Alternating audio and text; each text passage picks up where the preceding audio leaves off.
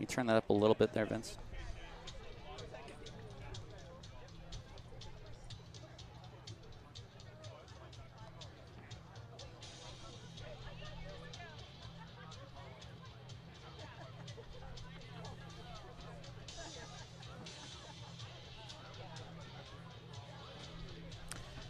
And a very good evening to you. It's Friday Night Baseball here on 860 AM The Answer. Tyler Peterson with you, Nevada Cullen on assignment tonight.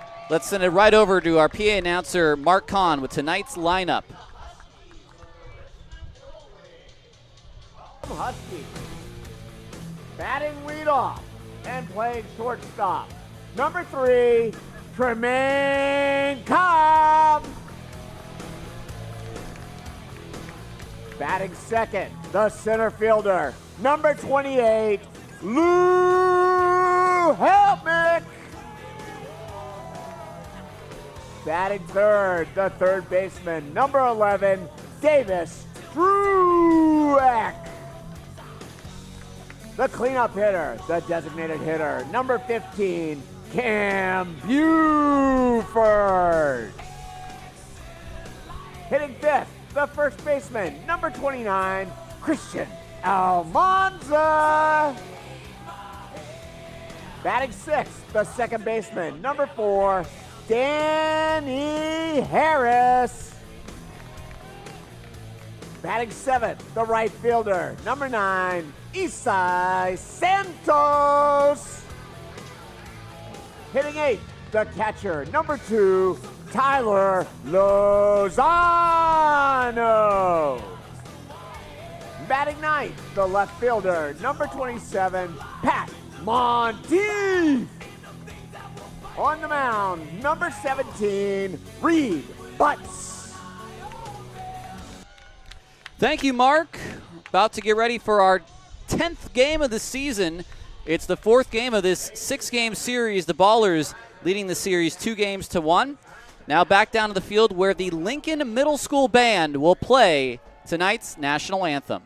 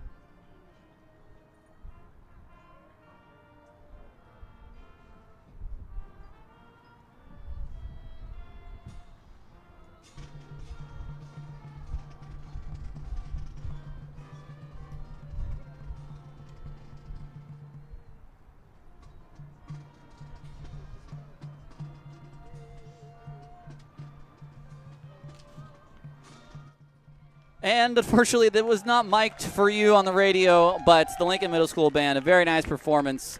About 40 young kids dressed to the nines in their marching band attire and playing the national anthem down the right field line. So unfortunately, not able to get that picked up for you, but I may tell you it was quite good. The Jackalopes lost the second game of the series. We have bookend wins by the Ballers in games 1 and 3. Here we are in game 4. And to try to win a second game in the series and seesaw this series back and forth, here's a lineup from Frank Gonzalez and the Grand Junction Jackalopes tonight. Zeb Rose will once again lead it off in center field. Alex Pimentel will bat second and play left. Kendall Foster, the right fielder, bats third. Mason Minzy, the catcher, will clean up. Evan Scavato, the first baseman, will bat fifth. Robin Fernandez, the third baseman, will bat sixth. And a bottom three of Isaac Nunez, Matt Pietrowski at second, Nunez at short, and Johnwell Ponce, the DH tonight. He will bat ninth. On the mound is Reed Butts, who had one of the best starts in the Pioneer League last week against the Ogden Raptors. 7 shutout innings, allowing only 3 hits and a walk, striking out 2 batters, 1-0 on the season. So he is looking to back up his stellar performance in the Ballers opening week with a potential win today that could see the Ballers secure at least a split with still 2 games remaining in the series and a chance to take the series over the weekend. The defense is as follows for Oakland. It's Monteith in left, Helmick in center, and Santos in right. Druick at third, Cobb at short, Harris at second, and Almanza at first, with Lozano behind the play. Ballers tonight in their home creams with green hats. The Jackalopes today in the purple Jake's jersey tops with gray pants. So here is Rose. The righty butts the lefty. His first pitch is swung on, hit to right field. Isai Santos is there. He makes the catch, and it's 6:35. Right on time. It's a first pitch flyout by Rose, and there's one away. That'll bring up Alex Pimentel. Well, 1 pitch, 1 out to begin the game. That's exactly what Reed Butts is looking for. A rather balmy 72-degree first pitch. Butts' pitch is a fastball high. It's 1-0. It's been a hot couple of days in the East Bay. Pimentel at 371. 2 doubles, a home run. He's driven in 2, and now a pitch that's popped up down the right field line and out of play, 1-1. Pimentel yesterday was on base twice, a walk and a single in his first 2 plate appearances, then a flyout and a fielder's choice. We saw a lot of early swings off of Butts in the Ogden series. Jackalopes being aggressive early as well. The 1-1 on its way. Pimentel takes high and away. The fastball already working up to 91 miles an hour early on in this contest from Reed. The 2-1 is swung on and missed on the changeup. And it's 2-2. No score just underway from Raimondi Park on this Friday night. School's out for summer nights. The 2-2, that is strike 3 called, and Pimentel wants to challenge. And that looks like it's pretty good. It's a strike, and he is gone looking. A backwards K by Butts right on the outside corner. As I checked the TrackMan strike zone, it did indeed just clip the corner. And you only need part of the ball in the zone for it to be a strike, and part of the ball was in the zone. 2 away, and here is the lefty, Kendall Foster.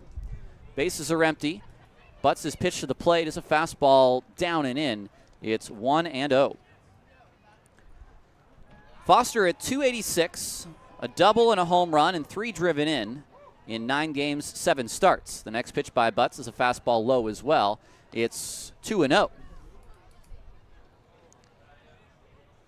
Only a few hits given up by Reed, 3 last week. A lot of soft contact, didn't strike out a ton of hitters. No one could really square him up too hard as Kendall Foster takes a strike, and he will now challenge that pitch. Let's see if Grand Junction, the call is overturned. An interesting use case for that, a 2-0 pitch with 2 gone in the first. But they do get it correct, so Grand Junction gets one incorrect and gets one correct. So Foster in a 3-0 count. I'm very surprised that Foster would use a challenge in that situation, albeit he knew it was a ball, and it was. Butts to the plate, and that is a strike right down the middle. 3-1. Lozano sets up low. Butts' pitch is a fastball too high. It's a 2-out walk to Foster, and the Jackalopes have a base runner. That'll bring up Mason Minzy, who had some good swings in the first 2 games of the series. He homered in a 1-for-4 effort on Tuesday, and then doubled in a 1-for-4 effort on Wednesday. He's also struck out 5 times. Maynard was the catcher yesterday. Slide step by Reed. This is popped up. Harris says he wants it on the outfield grass. He'll put it away, and a relatively quick first inning. No runs, no hits, no errors. A man left on base, and we will move on to the bottom of the first. No score on 860 AM, The Answer.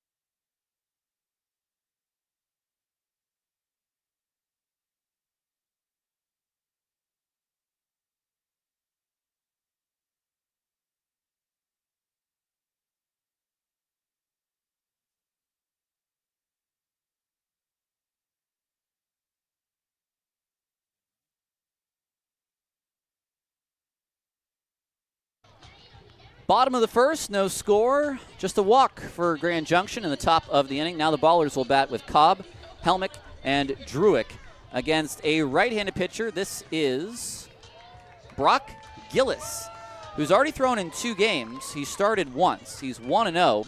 Had the lone win, I should say, in the series against the Yuba Sutter High Wheelers. 7 1/3 innings altogether on the year. He's walked 4, struck out 9, has a 4.91 ERA. Batters hitting only .214 against him. The defense behind him, it's Pimentel in left, Rose in center, Foster in right. Fernandez at third, Nunez at short, Pietrowski at second, and Scavato at first, with Minzy behind the plates.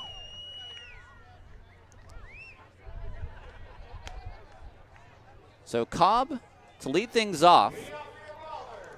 Another multi-hit game for Tremaine Cobb yesterday. He is still putting in a crazy start to the season. 18 hits in 41 at-bats. He's batting .439. He's doubled 4 times. He's driven in 2. More importantly, as leadoff man, he's leading the team with 11 runs scored. First pitch to Cobb is a slider for strike 1.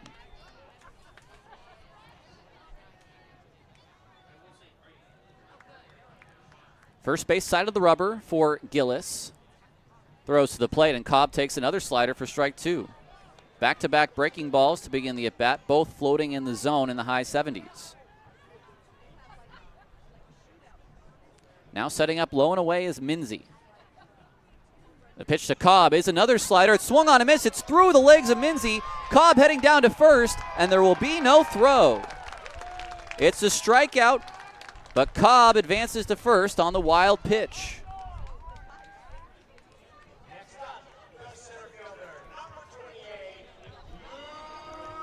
That'll bring up Lou Helmick. Now, I do see a number of folks today not only flying the German flag, but in full German attire, lederhosen and all. Helmick, the German-born outfielder, the youngest player on the team at 22. A tall left-handed hitter. The first pitch is high and away. It's off of the glove of Minzy. Cobb started to head to second. Now he goes back. It didn't get that far away.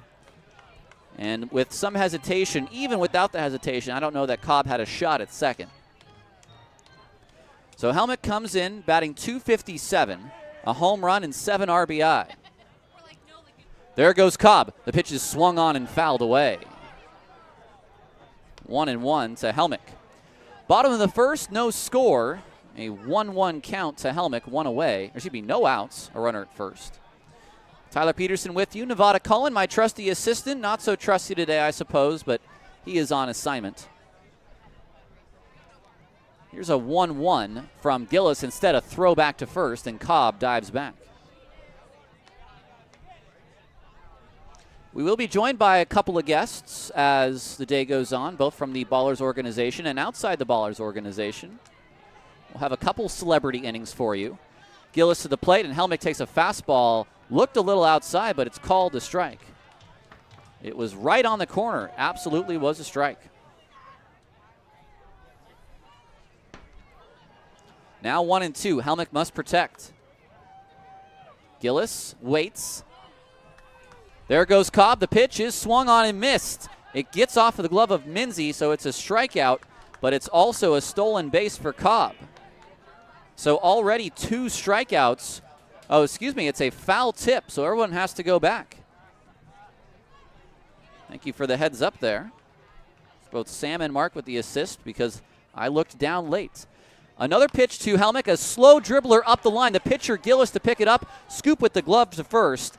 It'll end up being the same result, albeit Helmick does not strike out. He grounds out on the 1-3. So a runner in scoring position. With 1 out for Davis Druick. 4 home runs for Druick. He had 1 last night. He was our player of the game. 2 hits, including a double. He drove in 3. He now has 9 RBI, which is the second most on the squad, batting .345.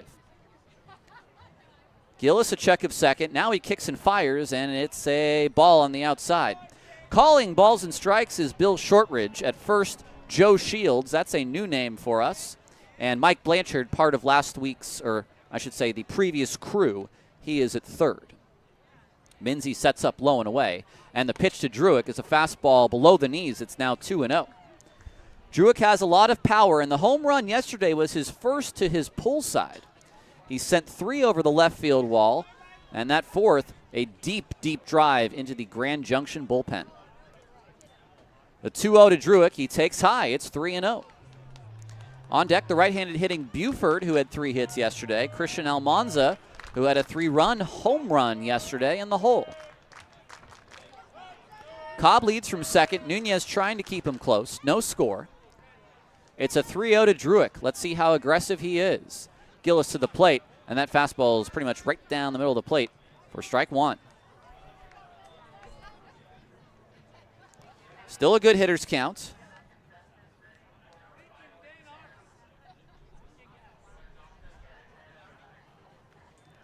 The 3-1, Druick swings, hits us to left field. This is deep. Back is the left fielder. He will leap, and he will make the catch. Cobb has to get back to second, and he is there in time. Pimentel crashed against the wall, and right at the top of the wall, that ball was caught. It was not going to get out of here, and Pimentel made a great catch. So with 2 outs, it's going to be up to Cam Buford.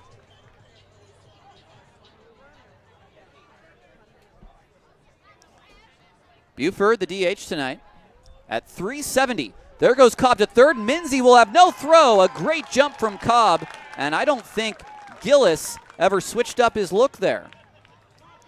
For Cobb, it's his 3rd stolen base of the season. He's 3 for 4. Buford, no home runs, but he has driven in 5.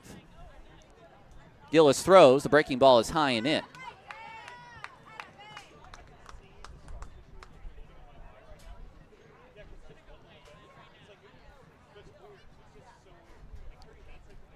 Two 2-0 to Buford. The pitch is off the plate. 3-0. And with the runner at third and the base open, I don't think you pitch around Buford to get to Almanza here. Gillis fires in a strike, and it's 3-1. Bottom of the first, no score. The Ballers have a runner at third with 2 outs. And the cleanup man, the DH, Buford, trying to drive him in. Cobb takes his lead. Gillis from the stretch. Here's the pitch, way outside for ball 4. So men at the corners for Christian Almanza. Almanza at 294. He's doubled twice. He's homered 3 times. He's driven in 13 to lead Oakland.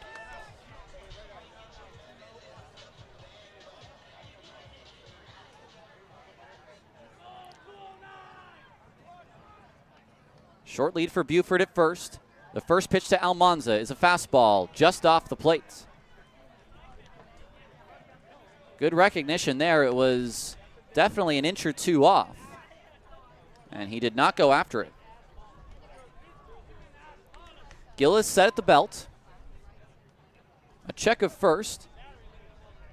And now he fires. Ground ball weakly hit foul.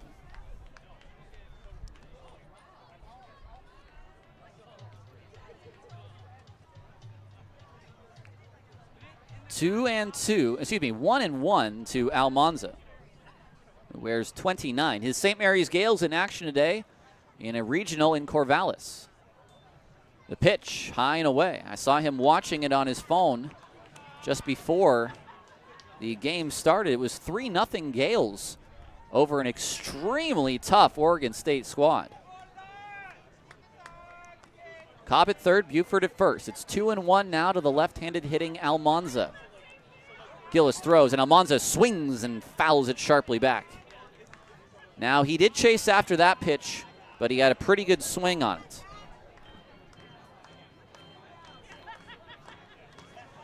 .22 pitches right now for Gillis here in the first. He has not yet allowed a run, though. Gillis waits. Now he fires, and Almanza hits a ball into center field. That's a base hit, and the Ballers have struck first in the first. 1-0 Oakland. Cobb scores, Buford to second, and a 14th RBI on the year for Christian Almanza. He did not try to do too much with it. It was a changeup on the outside. He just served it into center field.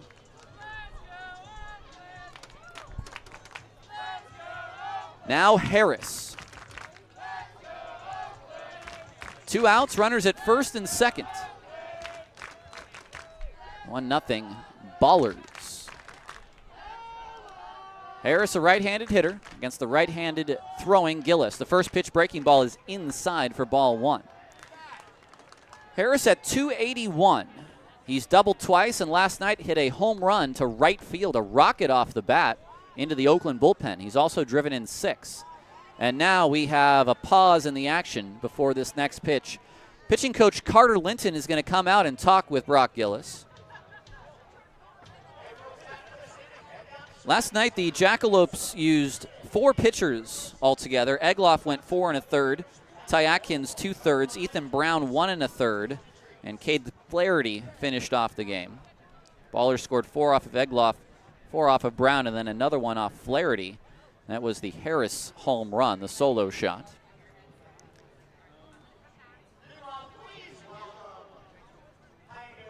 One 0 Oakland. Here comes the home plate umpire, Bill Shortridge.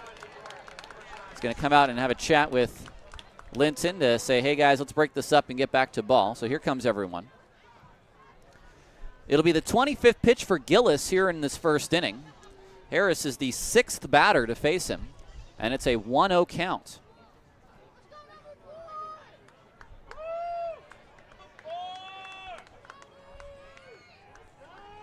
Gillis ready. A look at second. And now the pitch to Harris. It swung on, hit down the line, foul. Just jumped to the left of the bag at the last second. So 1-1 now to Harris. Brock Gillis, 6'2", 220 from Everett, Washington, and was a member of the University of Portland's baseball team, just like the Ballers' own Caleb Franzen. 1-1 to Harris. The pitch is a fastball at the top of the zone for a called strike 2. Ballers are 5-4, Jackalopes 2-7. Both teams through their first 9 games. Harris waits with the bat on his shoulder. It's a 1-2 count. And the pitch is a ground ball toward the shortstop. Nunez is there. His throw to first is just in time. A close play, bang, bang. It's a 6-3 ground out, and the inning is over. A run for the Ballers on just 1 hit. No errors, 2 men left on base. Christian Almanza's RBI single gives the Ballers a 1-0 lead. As we head to the second inning on 860 AM, The Answer.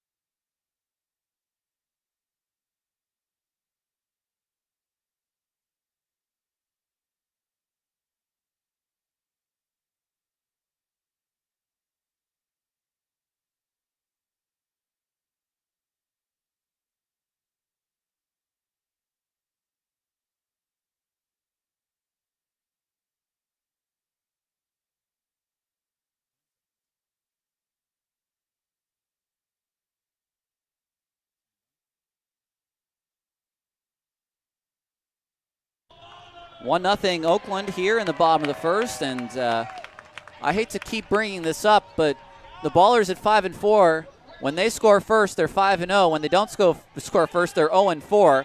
I'm not about to try to break that streak tonight, but it just seems to keep happening. They have the lead, and it's Reed Butts against Scavato, Fernandez, and Nunez. I'm Tyler Peterson. Thanks for joining us, whether you're listening on 860 AM The Answer, digitally on our YouTube stream, or on Flow Sports.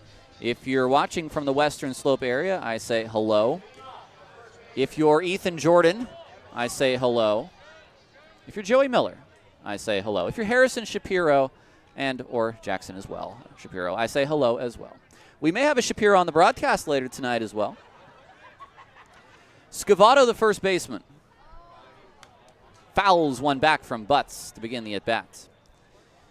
Last night, Scavato took an 0 for 4 and our first Golden Sombrero of the year.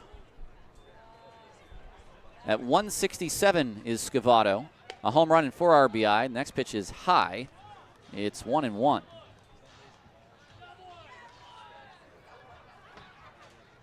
"17 strikeouts for Scavato in 30 at-bats.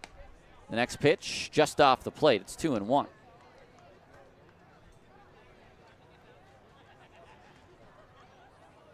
.167, a home run, 4 RBI.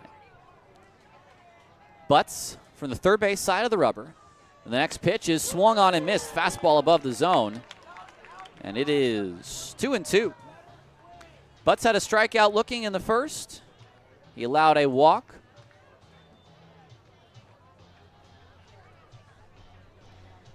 But otherwise, was a quick 4 up and 3 down.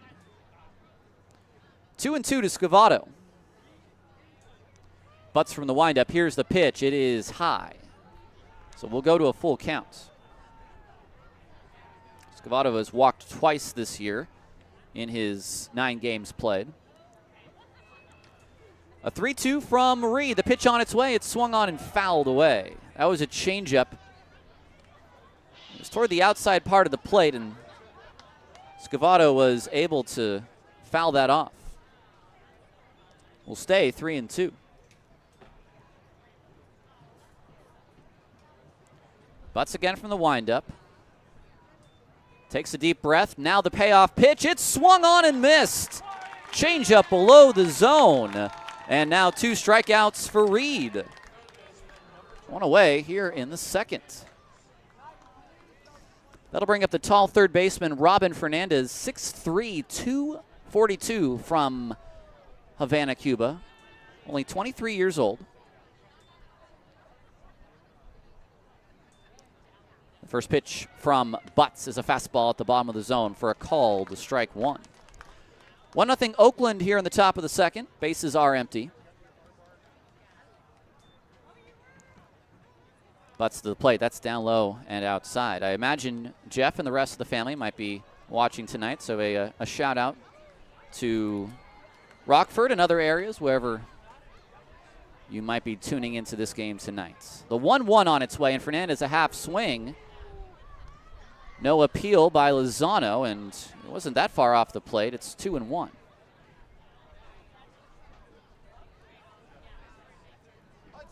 Reed into the windup once more. The 2-1 pitch, that's far too inside there on the fastball. Now 3-1.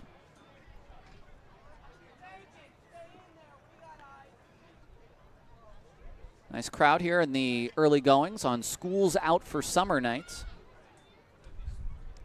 The 3-1. Fernandez, a high, deep drive down the right field line. That will get foul.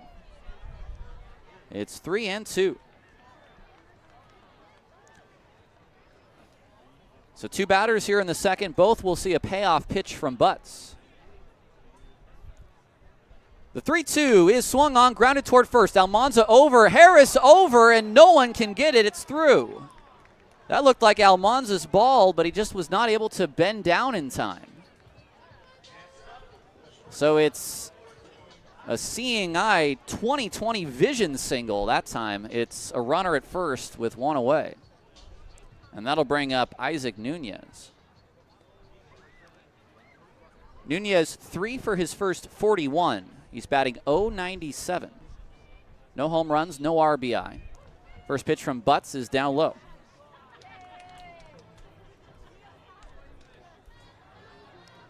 So Reed's been falling behind a few hitters this inning. The payoff pitch to Fernandez was weakly hit, so he's gotten the weak contact he was looking for. Slide step, base hit to left field. To cut it off is Monteith, drops it momentarily, now fires the ball into the cutoff man, and it's back-to-back singles with one away. Not totally hard hit, but definitely into the right area in left center. Now Matt Piotrowski. Piotrowski, 5'9", 185, 25 years old, from Lancaster, California. Went to Cal State LA, which I believe are the Eagles, I want to say. 2 men on, 1 man out. The first pitch to Piotrowski is just a touch high. It's 1-0. 1-0 Oakland.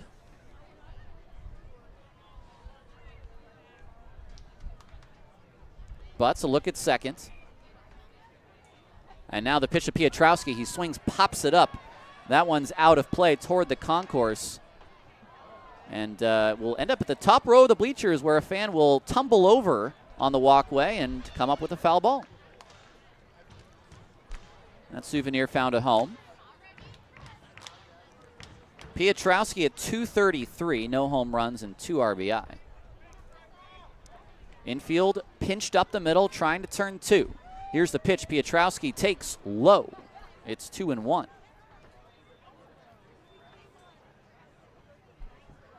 Fernandez singled. He's at second. Nunez singled as well. He's at first. Butts a long look into Lozano. Now he comes set. Second year for this battery. 3 seconds left on the clock. Butts, slide step. He throws. That's in the dirt, blocked nicely by Lozano the traditional way. It is 3-1.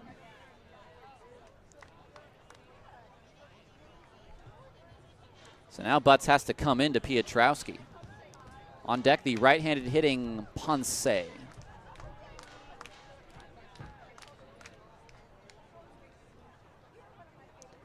Reed walked 2 and allowed 3 hits in his first start. Did not allow any runs. Butts throws. It's a ground ball up the middle. Harris to Cobb for 1. The throw to first is in time, and that's a 4-6-3 double play to end the top of the second. Ballers take a 1-0 lead into the bottom of the inning on 860 AM The Answer.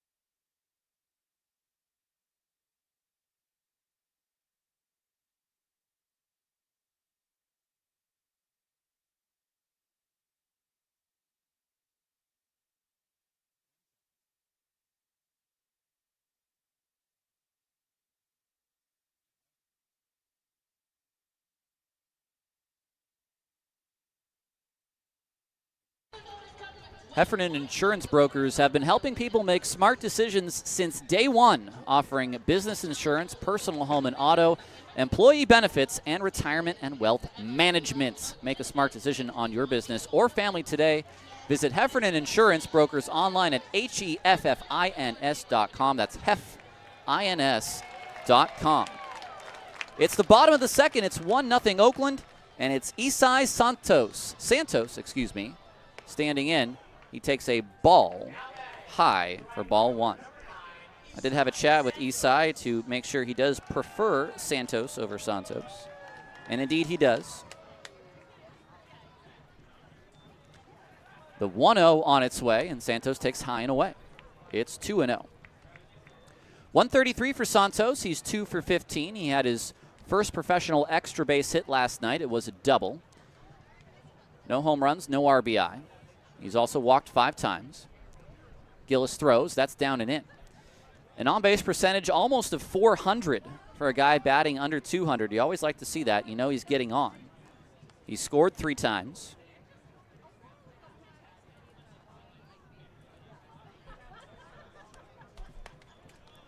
The next pitch, also out of the zone. It's a 4-pitch walk to begin the inning. That's Santos' 6th walk. And that is second most on the team, with Pat Monteith just behind Druick's 7.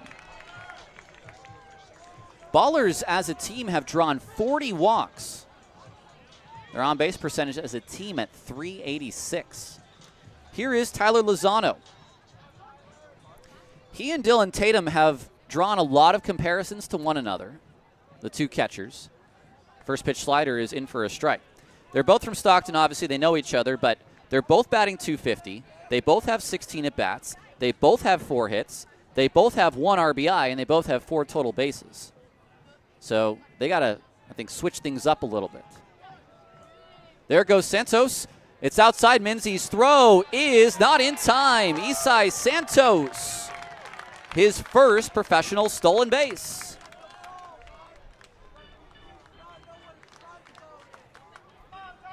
So the Ballers have a runner in scoring position with no one out.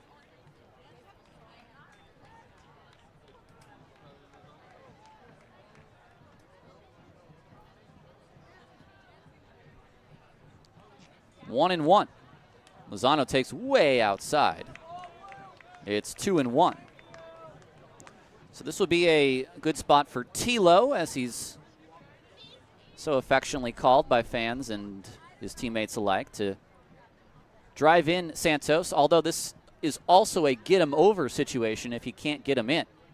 Pitch is way outside in the dirt, picked up by Minzy. It's 3-1, and now Minzy wants a word with Brock Gillis.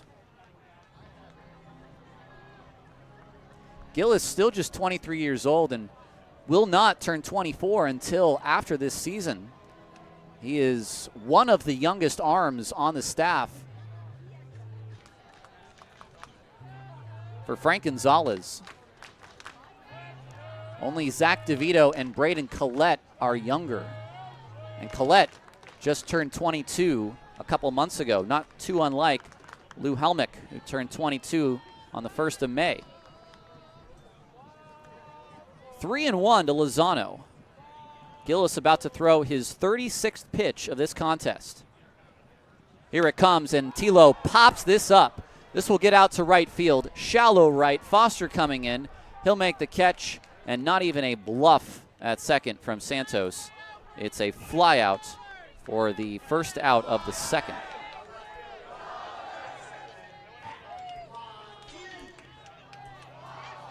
That'll bring up Pat Monteith. And we're still talking about Pat's statistics because he's batting .267, a home run and an RBI. He has 4 hits, and all 4 of his hits have come as a pinch hitter. The first pitch to Monteith is down and away for ball 1. 37 pitches for Gillis now, 19 of which have been strikes.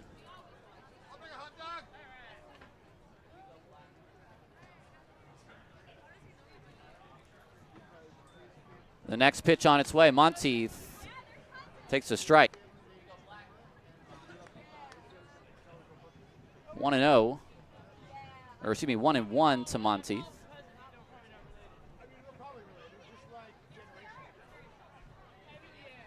A double look to Gillis. The next pitch is in the dirt. It gets away from Minzy. And to third goes Santos. That's going to be a wild pitch.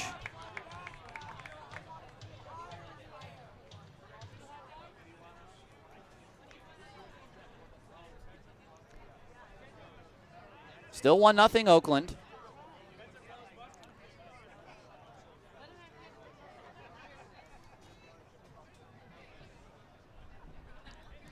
Infield will come in on Monteith. 2-1 to him. The pitch way out of the hand of the pitcher. And this is an extremely wild pitch that'll score a second run.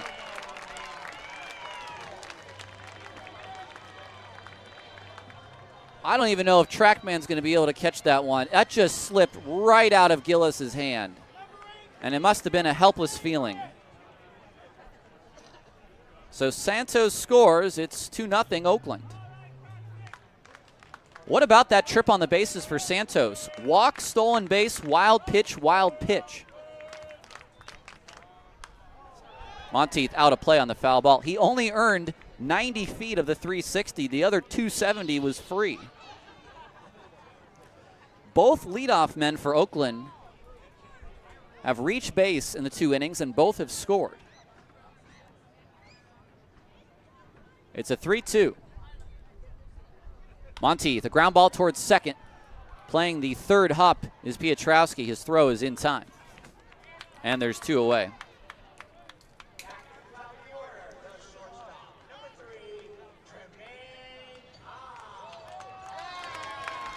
Here's Tremaine Cobb with 2 outs.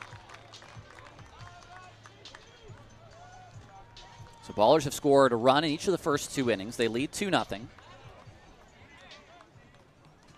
Cobb, who reached on a strikeout in the first and later scored at the plates. First pitch fastball is off the plates.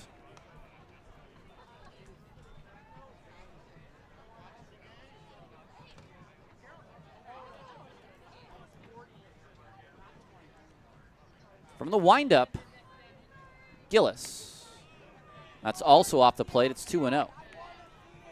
2 fastballs, both definitely a good 2 or 3 balls off the plate.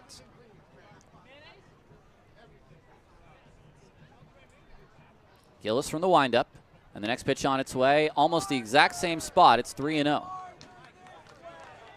Grand Junction has used 2 challenges so far. They've gotten 1 correct and 1 incorrect. Oakland is yet to use a challenge. So a 3-0 to Cobb. How aggressive will he be? Not at all. He'll take it right down the middle for strike 1.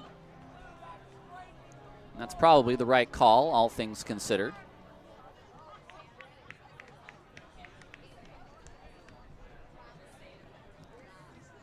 The 3-1 is outside for ball 4.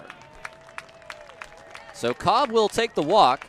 It's already the 3rd walk for Oakland hitters today.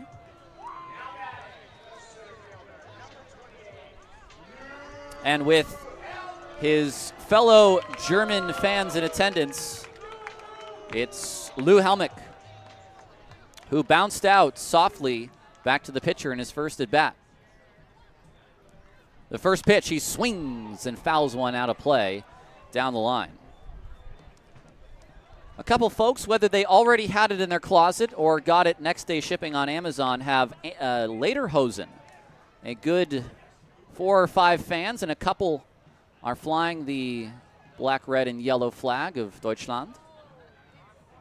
Helmick to center field. The center fielder a couple steps back, now a couple steps in, and he'll put that one away for the final out of the second. The Ballers get another run on a couple of wild pitches, a stolen base, and a walk by Santos. It's 2-0 as we head to the third on 860 AM, The Answer.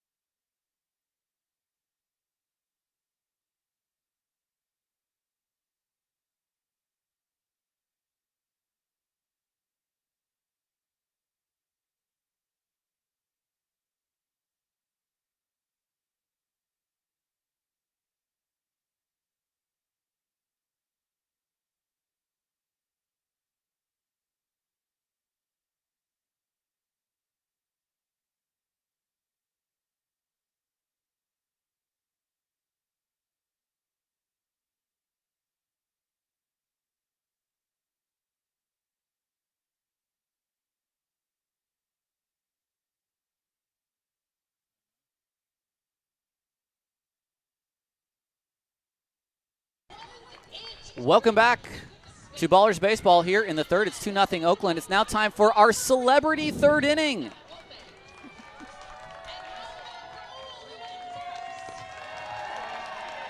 Glad to have you with us. on 860 AM. The answer is 2-0. Our celebrity third inning, one of the most important people we have in this organization that helps people see who we are. It's Isabella Haberman, who runs our social media and our digital marketing. How are we doing, Isabella? I'm doing good. Thank you for having me. I'm super excited. Thank you for the warm welcome. I didn't realize I was a celebrity yet, but it's great to know. And probably we've had 3 folks in here so far on the celebrity third inning. As the first pitch to Ponce is hit out of play. 4, actually. Brian, Brendan, Tim, and now yourself. And they were fine. They were all right. They didn't give up any runs while they were on the mic, so that's your job now. Okay, wow, that's a lot to take. I feel like Reed Butts is going to have to really help me out with that one, but we will have to see. Pitch to Ponce is hit back to Reed. He's going to take it on the bare hand. He's going to throw to first, and that's a first out here in the top of the third. Off to a good start. Off to a good start. Well, Isabella, I got to ask, social media, there's a lot that goes into it. There's a lot of different platforms. And you've taken over an account in the last 3 months that have seen a lot of growth. Let's just start. Maybe you've only been with the club for 4 months. What's the transition been like to being an Oakland baller? No, it's been absolutely amazing. Everybody that I work with has been extremely sweet and very welcoming, along with the community, which I think is basically what you see with the growth of our social media and our platforms. The next pitch is high and away. And digital marketing is the other arm of your job, which is a lot of emails, a lot of promotional nights. I know we're going to have some really fun promotional nights the next of the week. So we have tomorrow and Sunday. What do we got going on the next 2 days? Yeah, tomorrow is all about West Oakland Day. We are super excited to basically just celebrate West Oakland, the area that we are, where is our home. It's my brand new home, which I'm super excited about.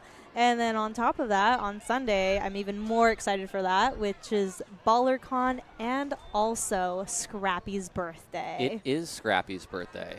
It's 0-2 to Zeb Rose. Reed Butts begins his windup, and the pitch on its way is swung on, hit down the line. That's going to be a base hit.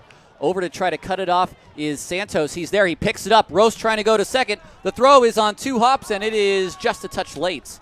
And Rose has a double down the line. We're speaking with Isabella Haberman, our social media manager and digital marketing manager.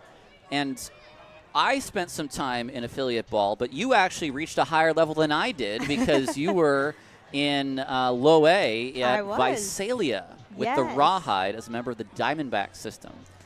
That was your first job in baseball. What was that like? It was super exciting. I absolutely love the Arizona Diamondbacks, which is crazy to say since I am actually a Dodger fan. You had to say that on air, huh? Yes, of course. I'm going to rep the blue. I bleed blue. I can't help it. But I will say working for the Diamondbacks was a great experience. Runner at second, 1 away. Pimentel at the plate. He struck out looking in at-bat number 1. He takes a fastball for a strike at the top of the zone. It's a quick 0-2 to Pimentel. The minor league grind from a worker standpoint is really something that's unlike any other type of job. At the end of the day, though, it's probably the most rewarding when you see folks having a good time in the stands, when you see kids come in and out of the ballpark every day. What is it about this kind of work that is just something that draws you? Honestly, it's the fan experience. It's exactly what you said. Is I like to treat every single game as if this is the first time anyone has come out to a game. And that is something that I hold very near and dear to my heart. And I want to make sure that I start the love of baseball at a young age for most people, or even at an older age where they're starting to actually maybe want to take interest in it and make sure that their experience at the ballpark is something none other than the best. 2-2 to Pimentel. The pitch from Butts is down and away. It's a full count.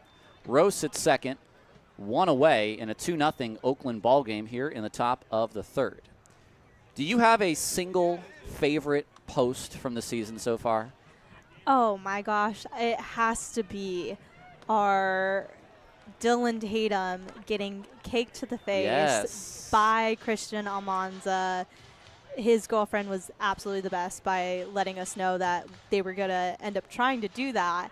And it was a great moment to capture that kind of clubhouse mentality. Dylan and Christian and Tyler have all been friends since really young age and played ball for an extremely long time. So it was exciting to be a part of that tradition with them.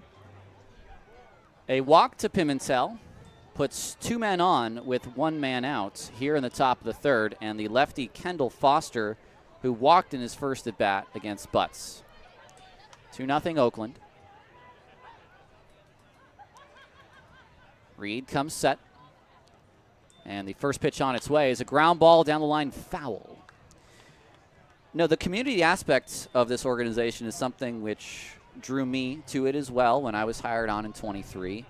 And to have now watched this neighborhood in particular, the Prescott neighborhood, grow with this team is special. That new market, I know I'm almost at it every day now. Are you as well? Oh, 1,000% I am, especially at High Wire. At this point, most of the baristas know my name and what order I want. Foster down the line again, and again, foul. I had some excellent rice from the Wu Can Cook Wok Chinese restaurant today. It was linguiça sausage. It was a special. It was delicious. There's the Fast Times Burger. Also, all good sponsors. They feed our boys after the games, and I know you got some shots of those as well going up on the pages. Oh, yeah. Now we're trying to get creative and get our guys to bite into those burgers and show them off. Here's a base hit to right field for Foster. This is going to drive in a run. Rose is going to come in, and the first celebrity to let in a run this year is Isabella Haberman. It's 2-1. The Jackalopes. I'm so sorry. Get one on the board off of Butts. So at second is Pimentel. Foster at first.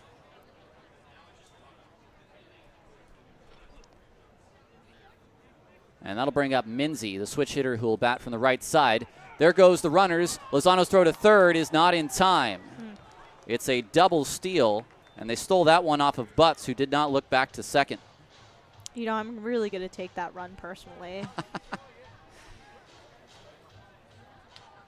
So 1-0 to Minzy, now with runners at second and third, with 1 away in the top of the 3rd.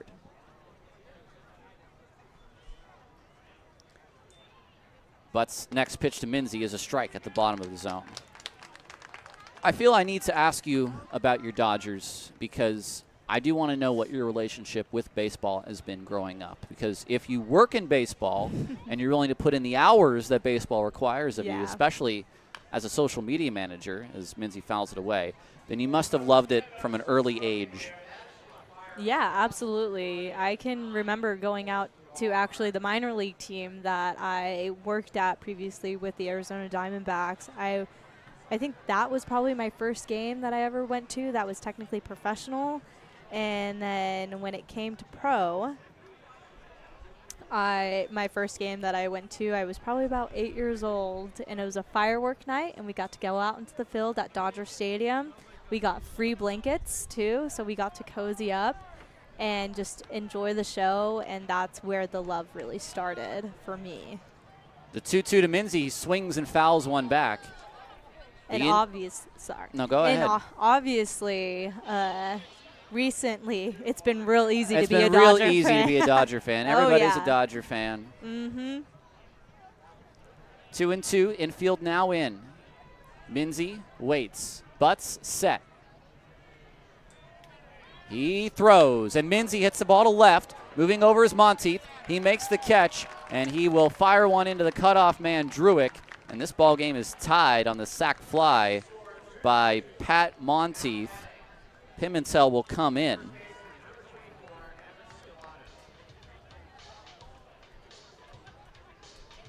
This game is tied here in the top of the 3rd. Now Scavato, the right-handed hitter. We're speaking with Isabella Haberman, who runs our social media and digital marketing. Fans can also get very playful on social media, and we've got a good fan base.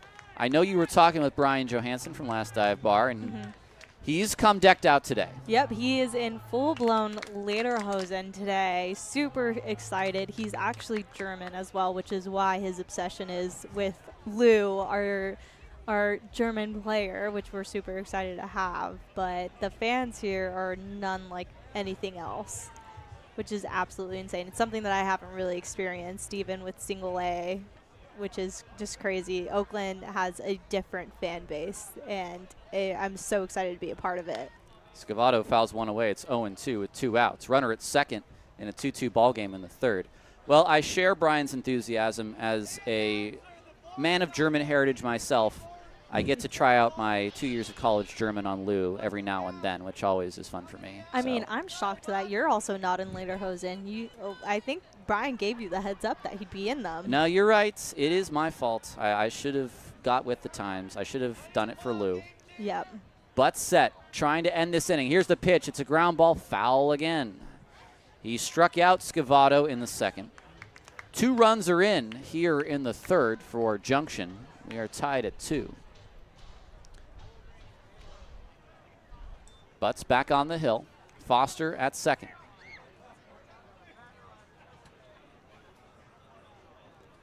Lozano setting up low and away. Here's the pitch, and again, Scavato fouls one off.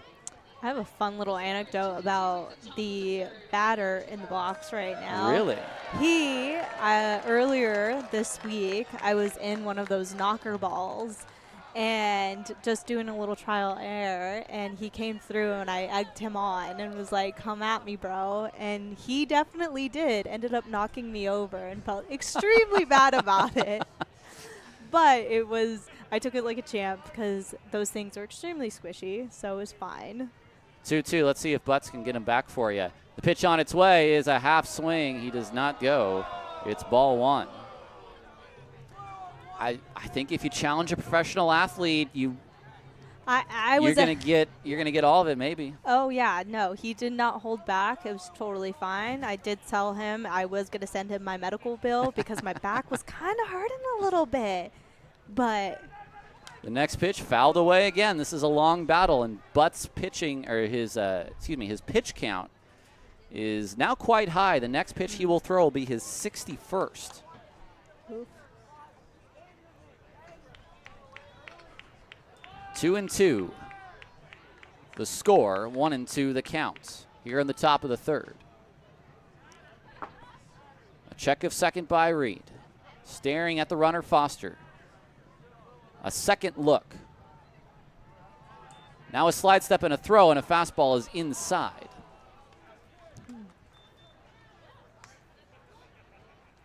That's an 89-mile-an-hour fastball, just a touch inside. What's been the most surprising thing for you this year so far, Isabella? Honestly, I would say it's probably the fan base that has shocked me the most.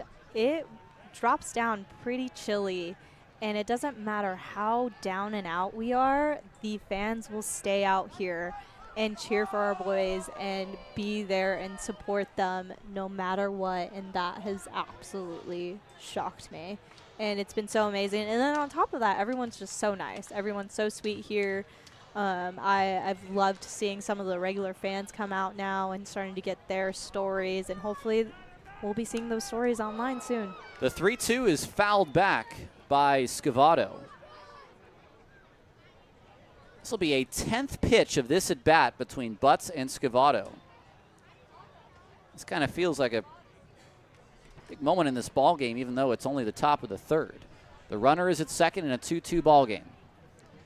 A payoff from Reed. He comes set. He fires it in, and it's inside for ball 4. So Scavato will take the walk, and it'll be a 7th hitter here in the third. 2 men on, 2 men out. And that'll bring out the pitching coach, Jim Diedrich. We're speaking with Isabella Haberman in our celebrity third inning. She runs the team's social media accounts, so you may have interacted with her from one time or another. You also might get her emails for those of you who are signed up for the email lists. I want to ask you this, because you were at Visalia, an affiliated club, a different mode of interaction with the players when they are ours versus the D-backs. Yes, no, it is very different. Everything's a little bit stricter when it comes to the D-backs, and that's something that is definitely a blessing here, is being able to be a little bit more flexible with the players in terms of having access to them to do fun stuff that can be really engaging for fans. Here's Fernandez, who singled off of Reed in the second. 2 men on, 2 men out. Here's the first pitch. It's a fastball for a called strike 1. And that's a good start for Reed after the pep talk by Jimmy Dietrich. That fastball at 90 miles an hour at the knees. Nice. And we are taking in some smoke here from what I understand is a car fire on the nearby freeway. Oh, no. So it's getting a little bit hazy at the ballpark. The next pitch, that fastball is off the plate. It's 1-1, and Tilo's going to challenge. He thinks that's a strike. Let's see. He's pretty good at these, and it is confirmed a ball. So the Ballers have 2 challenges. They lose their first. It was not all that far off the plate, maybe about an inch. 1-1. Reed throws, and there's a strike on the outside corner, and it's 1-2. So Butts trying to get out of this inning. It's gone ground out, double, walk, single, sac fly, walk. 2 runners have crossed the plate. Tough. The 1-2 on its way. Butts throws, and that is just low. I've not had any luck with these batters. Do you want to try to call the next pitch? I do not. No. That seems terrifying. There's a reason why I stay behind a screen, all right? I like my keyboard. I use it well. You've even helped out with a few captions on socials. The 2-2 is fouled at the plate. Yes, I've done my fair share contributing. For the last year or so, actually, on social media as well. So Yeah, you were running the page I came along. I can get creative now and then. Yeah. Every once in a while, I actually have a good idea. So, 2-2 still. And now we have time from the hitter, Fernandez. Definitely getting a definite whiff of the smoke from the nearby fire, which, again, is not near the ballpark, but coming from, I think, the overpass on 580. 2-2. Again. Butts throws, and Fernandez swings and fouls that away. Well, Reed is really a little long into this inning now. This will be his 71st pitch of the game. I don't think he's going 7 tonight. The pitch is swung on and fouled away again. He's thrown a lot of strikes. They've been fouled away quite a bit. He's also walked 3 hitters. He's allowed 4 hits in total. But set third base side. Defense playing behind the runners. The 2-2 to Fernandez. He swings and fouls it at the plate again. 4 straight foul balls. You going fastball or breaking ball here, Isabella? I think it's a breaking ball. All right, we'll have to radio that down to Tilo.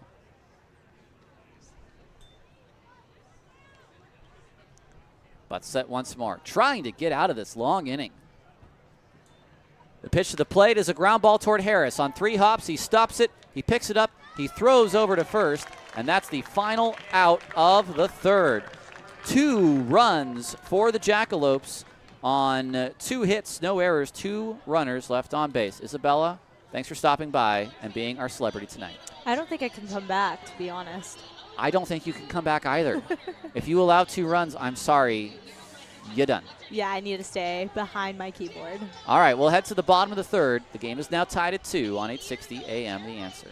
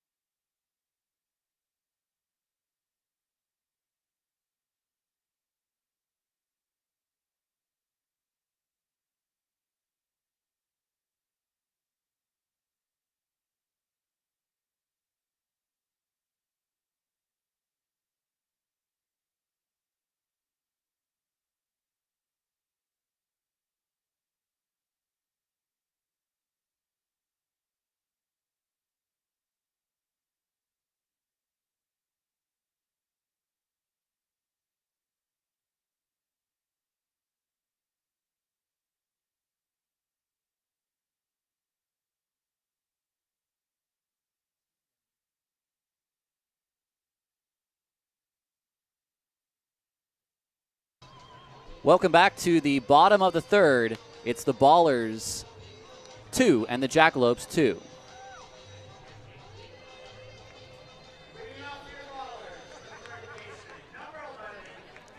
Davis Druick to lead it off, followed by Buford and Almanza. 3, 4, and 5 for Oakland. Not a bad trio when you're trying to get that lead back. So Gillis, the first pitch to Druick on its way. It's a ball down and in. Davis Druick flied out to deep left center field. Pimentel, a leaping catch at the wall to take away extra bases. A 1-0 to Druick. He swings. It's a ground ball down the line, but foul. Was trying to get his second double of the season. He leads the team in total bases with 23, for what that's worth. Even more than Almanza. The 1-1 on its way. Druick swings and fouls it back into the screen. Ballers scored 1 in the first. They scored another in the second. They only have 1 hit. Here comes a 1-2 to Druick. He swings, and that was a protective swing that time. He fouled it away. It'll stay 1-2.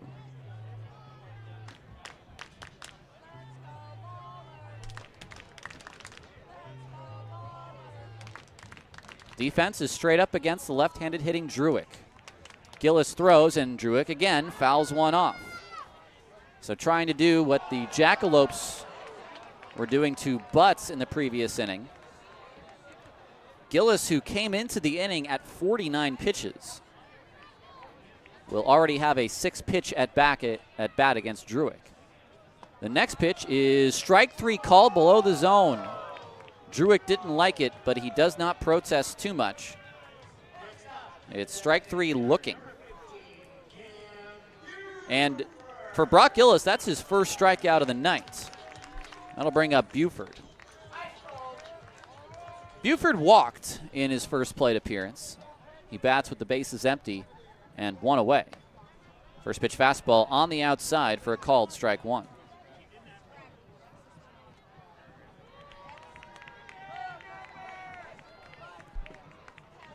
Here comes an 0-1. Swing and miss by Cam. Tried to stay back on the off speed, but couldn't stay back enough. So a quick 0-2 as Gillis is searching for a shutdown inning. Next pitch is outside for ball 1.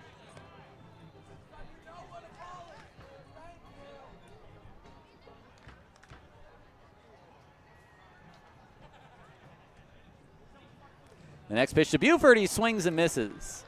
So back-to-back strikeouts here. And it's 2 quick outs here in the third.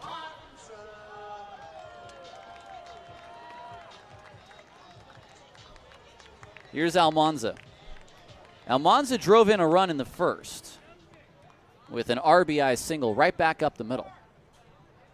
The first pitch, he takes a ball off the plate. It's 1-0.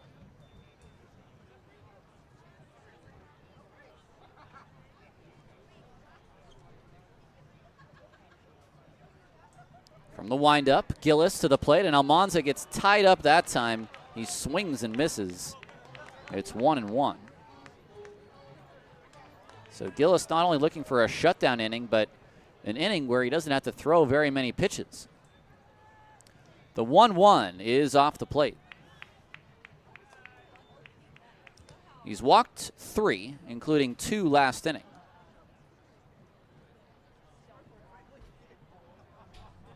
Minzy sets up low and away, and the pitch to Almanza is low and away. It's ball 3. That was a chase pitch, and Almanza did not offer. Almanza struck out 8 times this season. He's walked 4 times. He likes to put balls in play. Here comes the 3-1, and Almanza takes high. It's ball 4.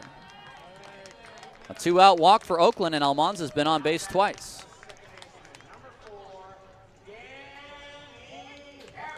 That'll bring up Harris. Harris grounded out to short in his first at bat.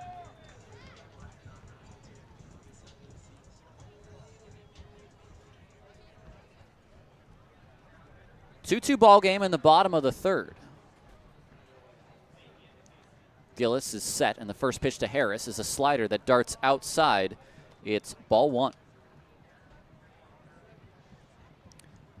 Still only one hit for Oakland. It was the Almanza single. They were feeling good about a 2-0 lead, but maybe one they didn't totally earn. The next pitch to Harris is through Minzy. It's a ball, and to second goes Almanza. And I wonder if that ball ever hit the ground or whether that's a pass ball. We'll get to see the replay.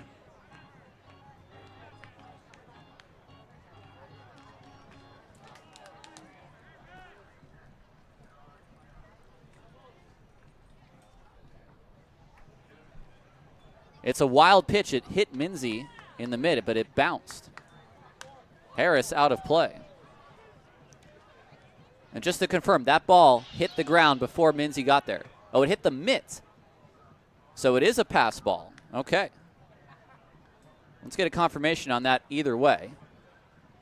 2-1. Perfect. Okay. The 2-1 is outside. 3-1.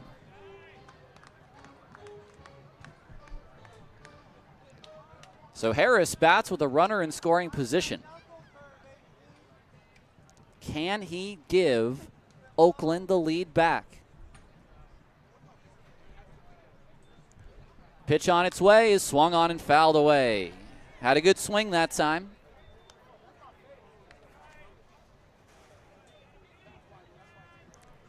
It'll stick on a full count. Almanza at second.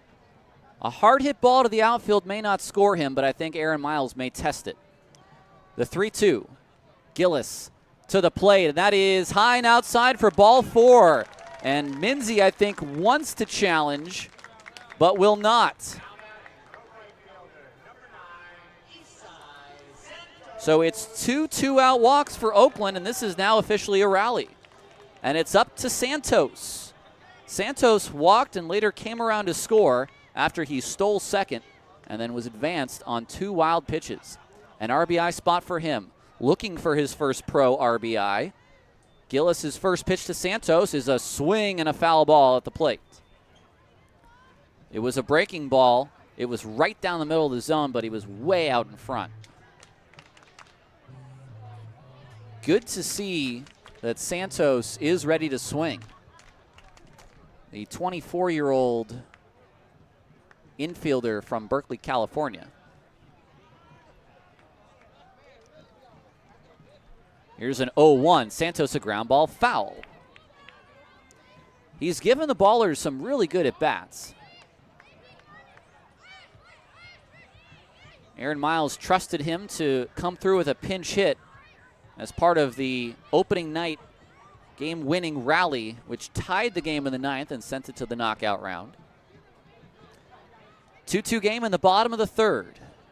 An 0-2 to Santos with 2 men on and 2 men out. The 0-2 is swung on, hit out to center field. Over is the center fielder, into the alley, and Rose makes the catch. The inning is over. No runs, no hits, no errors. 2 men left on base. To the 4th we go. It's 2-2 on 860 AM. The Answer.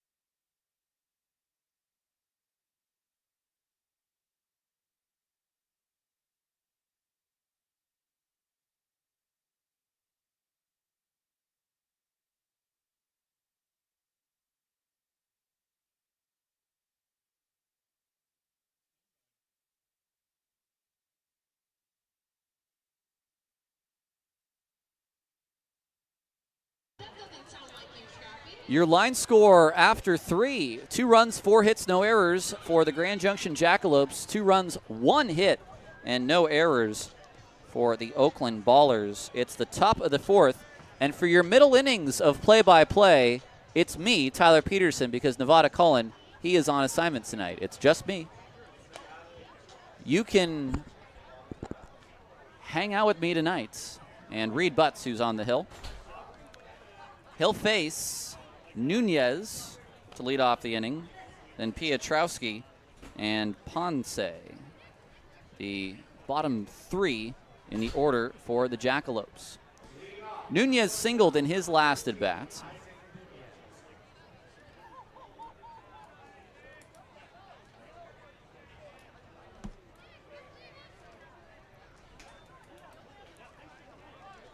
Butts looking for a quieter inning, that's for sure. The first pitch is down low, though. It's ball 1. 73 pitches have gotten him through 3 innings, and the majority of those came in that 3rd. Reed to the plate, and Nunez hits a ball to left center field, into the gap. Helmick over. Helmick will make a running catch as he goes into a slide. Trekked it down the whole way, and Helmick with certainly a nice looking sliding catch. Nice grab by Lou, 1 away. Matt Piotrowski, the next one up. We've been spoiled by catches by center fielders the last couple of games. O'Hara's still reigns supreme, although some may be partial to Bug's catch a couple nights ago. First pitch is outside to Piotrowski. It's 1-0.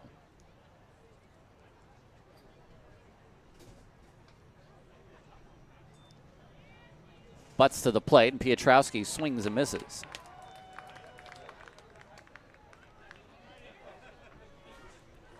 One away here in the top of the 4th, a 2-2 ball game. Butts throws a ground ball back to Reed. He spears it on the mound, and a long underhand throw, some 40 feet, gets to Almanza in time for out number 2. Johnwell Ponce is the next hitter. He grounded back to Reed to begin the 3rd. First pitch is high and away.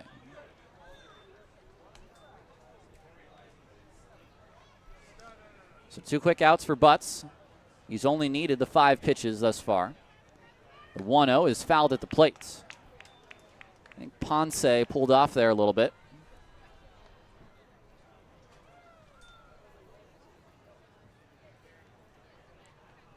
1-1 the count. Butts from the windup. The next pitch is high. Again, Ponce just, let me get this right, 1 for his first 16. 17 if you add in today's stats as well. Swing and a miss on the fastball. It's 2-2. 90 from Butts that time. Butts from the windup, the 2-2 pitch is in the dirt. Now the 9th place hitter is up. Just the 1 hit for him thus far.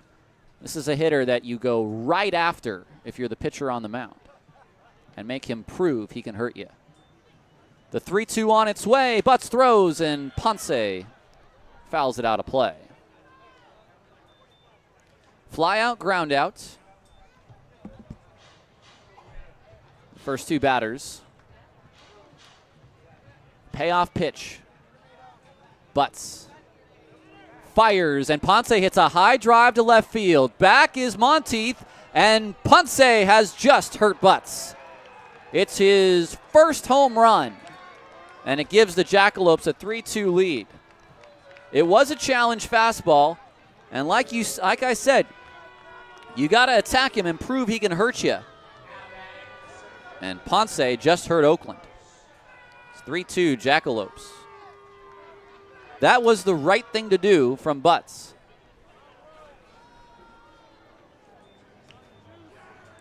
Top of the order in Rose. First pitch fastball, a called strike on the outside at 91.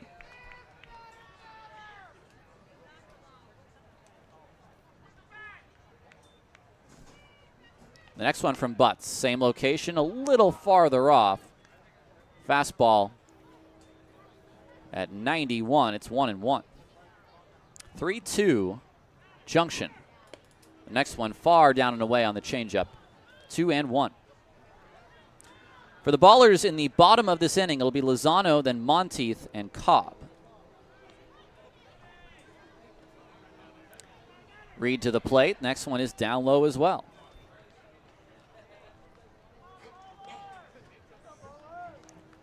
Three and one.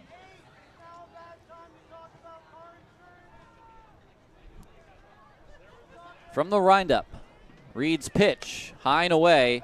That's his 90th pitch of the night. It's a 2-out walk, and he may not have much more in the tank.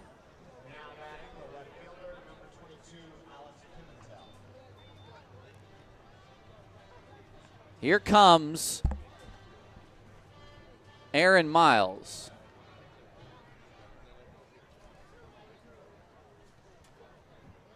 And looks like we may have a switch here. Aaron's going to the bullpen. It'll just be 3 2/3 for Butts today. We'll take a break. We'll come back on 860 AM The Answer.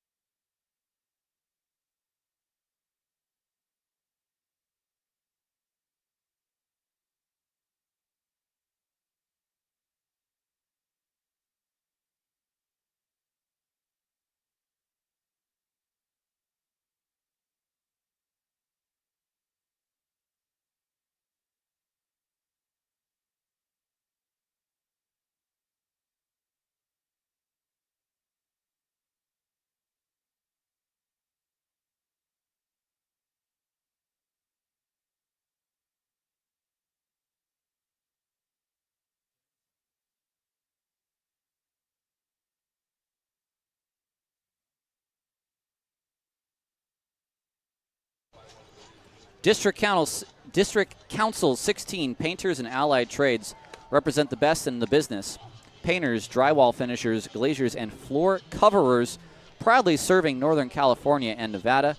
They stand for top-tier training, great wages, strong benefits, and dignity on the job. Join the International Union of Painters and Allied Trades today. The new pitcher on the mound for the Oakland Ballers is the right-hander Carson Lambert in a 3-2 ball game in the top of the fourth. Lambert's pitched in 3 games. He has not yet allowed an earned run. 4 innings, a walk, and 4 strikeouts altogether. No record for him either. Reed Butts today can only go 3 2/3. He threw 90 pitches to get to that result. He allowed 5 hits. He also walked, let's count them up, 1, 2, 3, 4 batters, and struck out 2. He's allowed the 3 runs.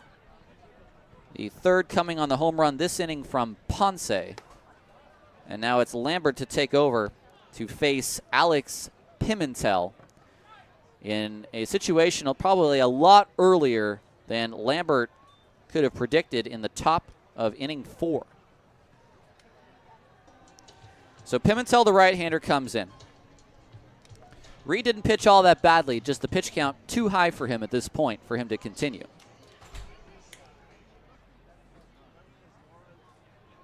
Still had good velo on the fastball, was hitting it at 91. Lambert's set, and the first pitch to Pimentel is high and away for ball 1.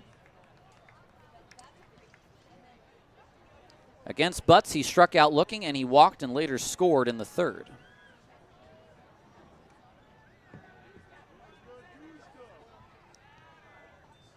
The 1-0. It's outside.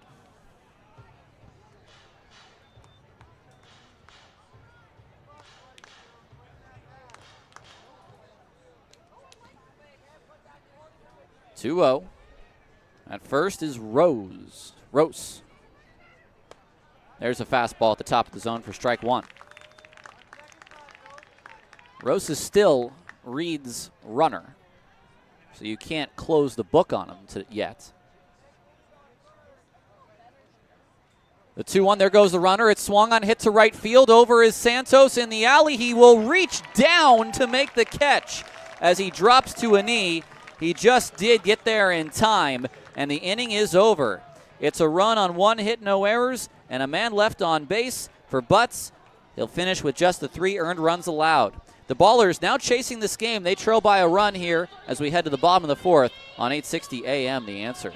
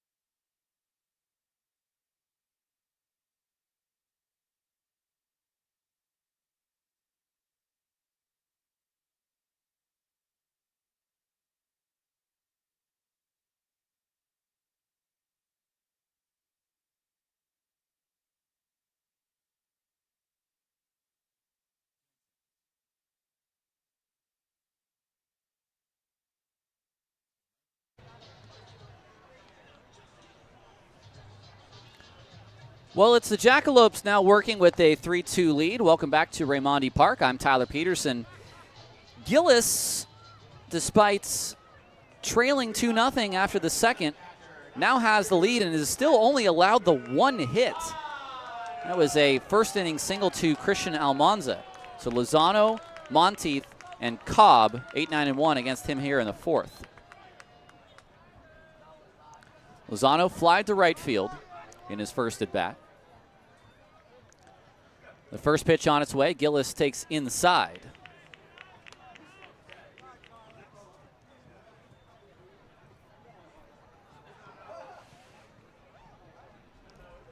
Gillis with Minzy setting up low and away. Next pitch, breaking ball. That's inside as well. It's 2-0. We did have a celebrity third inning, but there's a lot of stars in the seats in the ballpark tonight, so we're going to have another celebrity inning as that's fouled away. I have with me the great honor of having the president of the Pioneer League, Mr. Michael Shapiro. How are you, sir? I'm just great. How about yourself? I'm going to move that just a slight toucher toward you there. Gotcha. Okay. All is well? All is well. Good to have you back in the booth. It's been a year, I do believe. It's been a year. That's right. The 2-1 on its way. It's high and away. And first, I want to get this out of the way. We are playing Grand Junction. And I know you're not partial to any of the 12 teams in the league, but there are 2 of, I will say, friends of mine who do run the Grand Junction squad as Lozano takes a strike. One Mr. Harry and one Mr. Jackson, who are your sons. My sons. So just so to underscore what you said, I am Switzerland. And so while I love them dearly, I don't care if they win or lose. Ground ball that's booted by Ponce on a far backhand. I have to believe that's an infield single, and it looks like it will be. Well, Jerry Seinfeld one time said, I don't want to be Switzerland. I don't know if you're a Seinfeld fan. I just haven't. Okay. Total Seinfeld All fan. right. Well, I do want to ask you, one of the new initiatives this year, which just was announced, I really want to talk about this because for the longest time, it was taboo to say home run derby in this league, and we have our knockout round, which is not just a novelty as it's lined in the glove of the shortstop by Monteith, but a very exciting way to end a ball game. Now we can say knockout, or now we can say home run derby because the home run derby day in the Pioneer League is coming in June. What can you tell us about it? Yeah, so this was an initiative that I'd been thinking about for some time about how to use our knockout round and expand it because it was so popular. And one thought I had was creating an in-season home run tournament using the knockout rounds. And I was at a meeting in the commissioner's office in New York with MLB, and they were saying, hey, do you know what our most valuable property is, our most popular property? And I was thinking, well, it's probably the World Series. And they said, no. And I said, okay, All-Star Game? No. World Baseball Classic? No. It's the Home Run Derby. The Home Run Derby. The Home Run Derby for television audience outdraws the All-Star Game. And so they had been thinking, how could they expand on their use of the Home Run Derby and utilize the brand? And I said, well, I have this idea. You want to think about an in-season tournament? And that was the genesis of what we're going to do, which is every Saturday night in the Pioneer League, there's going to be a Home Run Derby. Lozano tries to swipe second, and he is out. There's going to be a Home Run Derby, and we're going to split it up. Some are going to be before the game, and some are going to be after the game.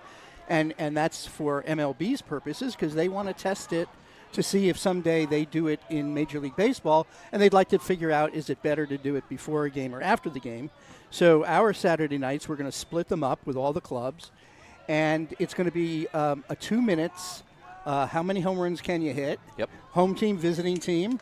They'll get each a shot at doing that twice, and then if the home team wins one and the visiting team wins the other, we're going to have a knockout to settle it. And the cool thing about it too, there's a couple things.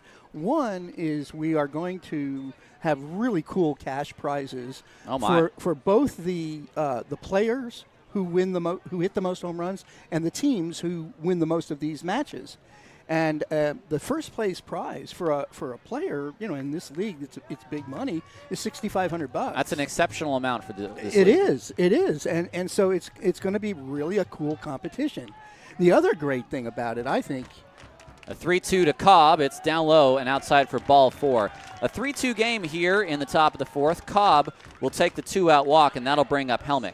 So the other cool factor is we're going to integrate a golden ball. Yes. And so for each at bat, the hitter can say, I want this to be my golden ball pitch. If he hits it out, it's worth 2 home runs. Frank Gonzalez is coming out. He's going to make a pitching change. We're going to keep it right here with the president of the Pioneer League, Michael Shapiro.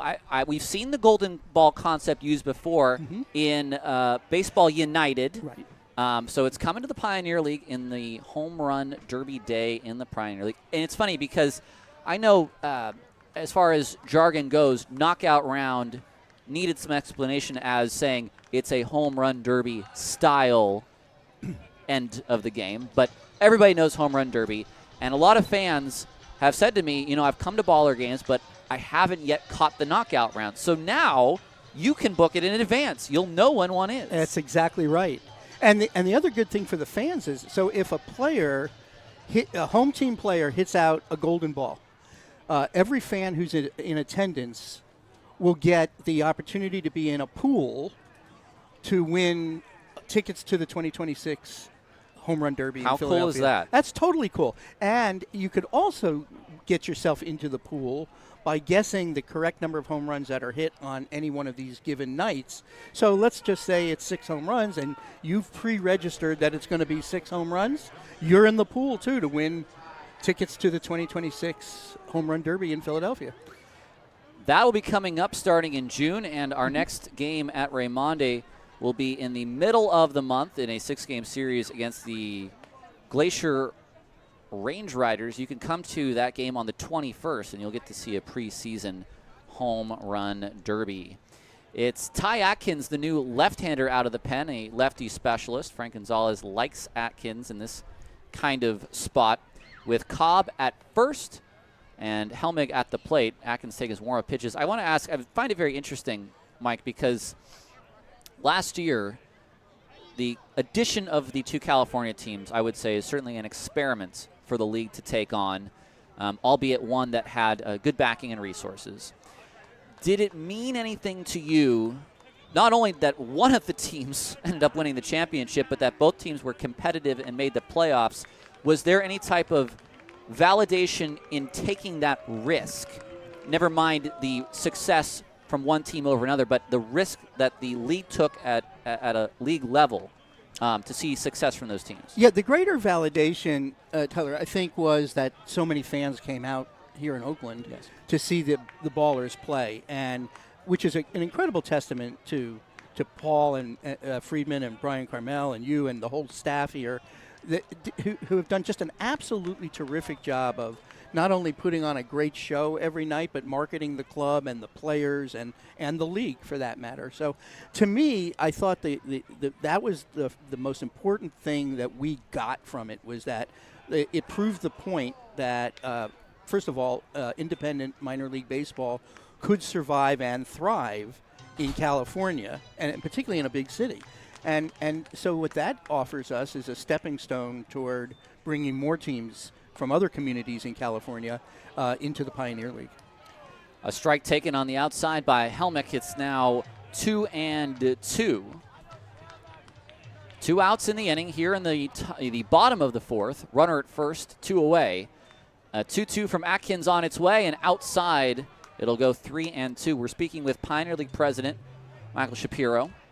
I am very interested to see, I have not seen it yet, the uncaught pitch rule, which is something that came up once some years back in the Atlantic League. Ours is not exactly a carbon copy of the same rule. As Helmick gets a ground ball toward the first baseman, it's off of his glove. The second baseman picks it up. His throw to first is not in time. That's an infield single for Lou Helmick, and 2 runners on with 2 outs here in the fourth. I don't think we haven't seen it yet at Raimondi. I don't know if we've seen it around the league yet, but what is it about the experimentation and the partnership that is so exciting for you?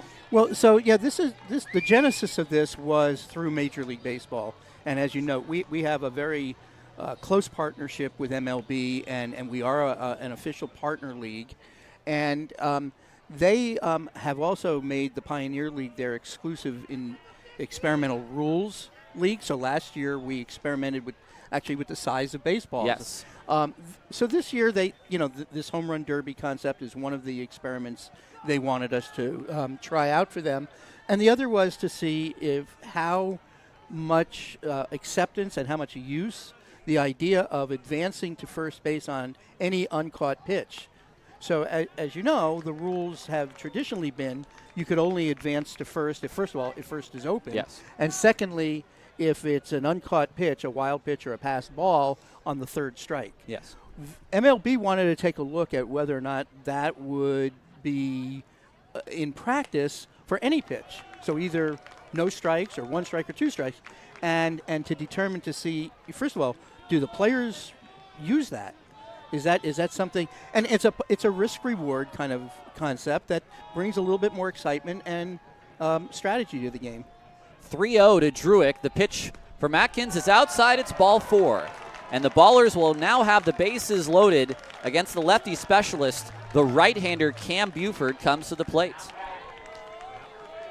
And I think you're going to see, I found it very interesting. We were talking with the coaching staff about preparing for it situationally. How would some teams use it? As pitching coach Carter Linton will come out and chat with Atkins. A runner at third, let's say. No outs, 1 out. And a batter at the plate who maybe not be having a great day. You see the ball get away a little bit. Do you go to first to try to draw a throw to have that runner come home? There are more permutations of how to use that rule outside of just the ball got away, let me try to see if I can outrun the throw. Yeah, so that's the beauty of it, I think, is that risk reward. And in what situations do you use it? And of course, it has to be pretty instantaneous. Yes. It's not like a manager's making that decision. The hitter has to make the decision on the fly at that moment. Bases are loaded for Buford. It's a 3-2 ball game here in the bottom of the fourth. The Jackalopes have the lead 4 now. And with 2 outs, it will take a 2-out Cam Buford hit to either tie this ball game up or give Oakland the lead. He is walked. He is struck out. The lefty Atkins is ready. And his first pitch to Buford is swung on and fouled at the plate. Buford is ready to swing. I think one of the other interesting experiments with this is which ballparks actually wind up being able to use the rule, because some of our ballparks have short backstops. That is true. More conducive than others. The 0-1, Buford takes inside. I can tell you from the years I spent with the Rocky Mountain Vibes that there is some space behind home plate there, to be quite sure. But not here. Not here. And I was going to say runs are not necessarily at a limit in 6,531 feet. Buford a foul at the plate. It's now 1-2. But I actually have not myself been to Bryant Stadium, where the newly named Yuba Sutter High Wheelers play their games. I know you have. What can you tell us about that stadium? Well, it's charming as can be. It has hosted minor league baseball in the past, and it's got a very, very rich history. Marysville, Yuba Sutter. Buford out of play. They've had baseball there since the 1920s, and Babe Ruth played there. Jackie Robinson played there. So it's got a rich baseball history, and the ballpark is just so charming. It sits just next to a little lake. It's got a very well developed fan base in there, and I think it's going to be a huge success. The 1-2, a ground ball towards second. Ponce backs up the flip too short. It's not in time. Now a second runner coming home, and Helmick is out. But the Ballers have tied the game. Druick outran the flip to second. So let me just get my bearings here. It's a single for Buford. Is it a fielder's choice? Yeah, fielder's choice, even though no out was recorded, but it is an RBI for Buford. So Buford on the fielder's choice. The out at the plate goes 6-2 on Helmick. And we end the fourth tied at 3. Mike, it was a pleasure to have you. Enjoy the rest of this ball game. You too, bud. All right. Soon. We'll take a break. Ballers tied up somehow after 4 on 860 AM, The Answer.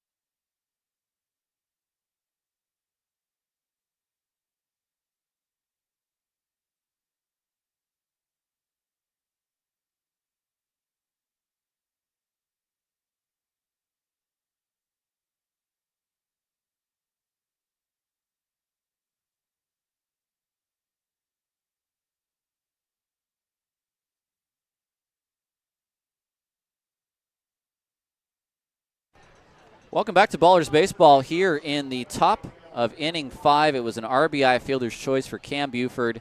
The out recorded at the plate on Lou Helmick. The second runner coming to the plate on the play. The out goes 4 to 6 to 2. We're tied at 3. That's what really matters. And it's Lambert against Foster here to begin the 5th. And the first pitch is down and in for ball 1. Well, Oakland will take it. They've tied this ball game up. All that matters is runs in this game. Next pitch is high and away. It's ball 2. Now, the top of the 5th usually is time for the question on the answer, but popped up and fouled away by Foster. I have not had time today to prepare a question. So I think we're just going to do a little AMA today on the question on the answer, and you can ask the questions. So log on to our YouTube online stream and send the questions out. The 2-1 is fouled away. It's 2-2. Leadoff man, Foster in a 2-2 count. The thing I miss most about Nevada not being here is him having to do most of the work for me. Next pitch, Foster pops us up. This is on the infield. Almanza will do a little bit of the pop-up dance and put it away for the first out.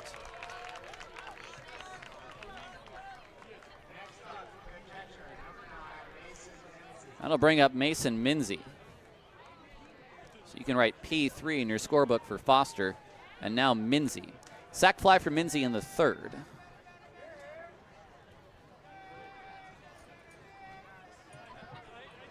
Lambert to the plate, and the first pitch is high and away.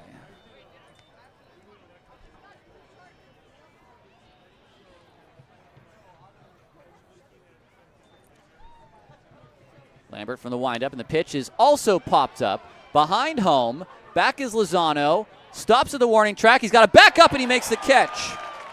Boy, that ball came down very quickly right at the end, and Tilo stayed with it for the second out of the fifth. I'll bring up Scavato. So, yes, if you are in our YouTube, just go whatever question you have. We'll try to answer it if we can. Scavato is 0 for 1 with a walk. Lambert's first pitch. Scavato fouls it back off of Lozano. Got a good piece of him, but he immediately sprung up. Which Ballers player has the craziest pregame ritual, asks CDP on our YouTube chat. I don't know. I'm sorry to disappoint you. I don't know. I can tell you the craziest pregame ritual or postgame ritual I had with one player when I was with the Vibes. He would have, after every home game, a burrito bowl from Chipotle every day. The 0-1 on his way. That's fouled away. I was his host dad, if you want to call him that. And every night, he would bring home Chipotle. And he'd eat a burrito bowl after the game at like 11 o'clock. And I said, look, if it works for you, stick with it. I couldn't do Chipotle every day. I like Chipotle, don't get me wrong. I get in the mood for it, I eat it, but not after every game. The 0-2 to Scavato, line drive to right field. That's down for a base hit. Scavato's been on base twice today. Just took that fastball the other way. Xavier Garcia wants to know, or Javier Garcia wants to know, will Oakland win this game? I don't know. I want to say yes. This is not our 8-ball segment, so I can't ask the 8-ball. I hope so. I am paid by that organization. 2 outs for Fernandez. A 3-3 game in the fifth. First pitch fastball is high. You have the opportunity to ask me anything, and you ask whether or not the Ballers will win the game. Think broader. I got you. 2 outs in the inning. Fernandez fouls it away. Once there's a third out in the inning, the ask me anything goes away.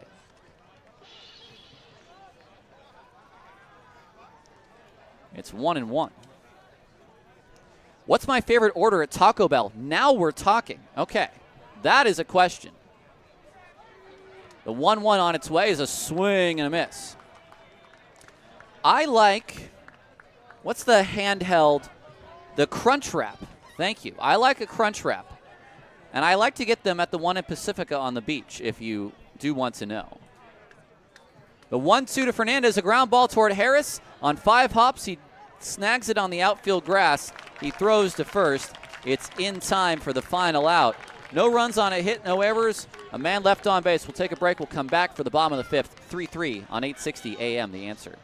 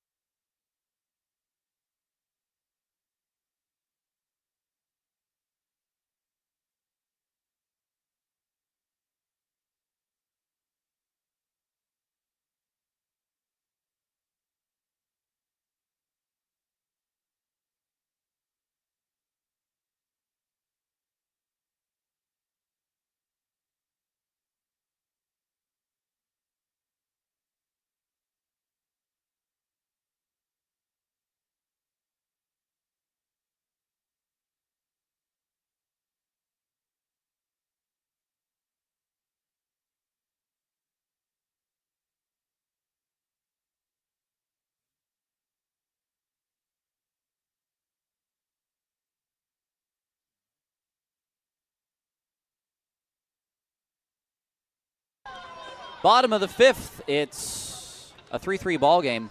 Leaky pipes, clogged drains. Step up to the plate and call the pros at Mr. Reuter Plumbing. We're the home team when it comes to reliable service. Family-owned, locally trusted, and proudly serving the Greater Bay Area. We have honest, dependable service. Mr. Reuter Plumbing is always ready in the bullpen. Don't let plumbing problems throw you a curveball. Mr. Reuter Plumbing is here when you need us. Christian Almanza lead things off in this 5th inning, followed by Danny Harris and Isai Santos. Ty Atkins still on the mound, and it may just be to face Almanza. We'll see how long he goes.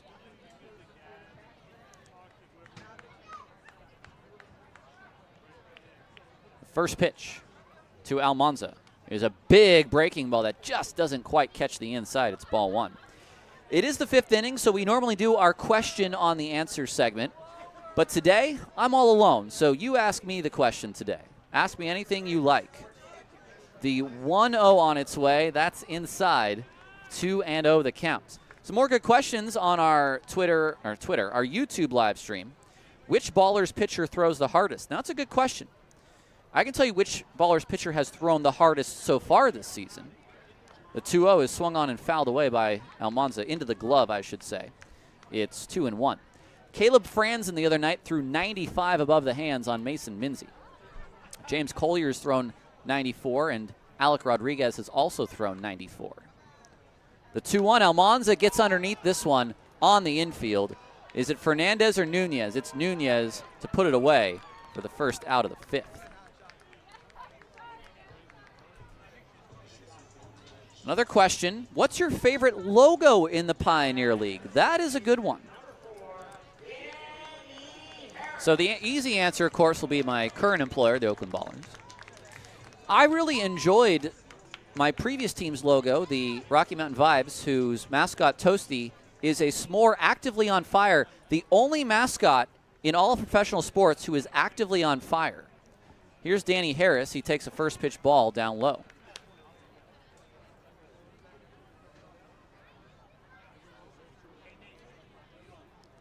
I'll tell you this, too. The scariest looking mascot, Augie the Raptor. Ground ball, 2 hops to Piotrowski. He throws on to first, 2 away. Augie the Raptor. If you want to look up a photo of Augie the Raptor, the team we just played, the Ogden Raptors, there's too many teeth on the mascot. Frightening mascot.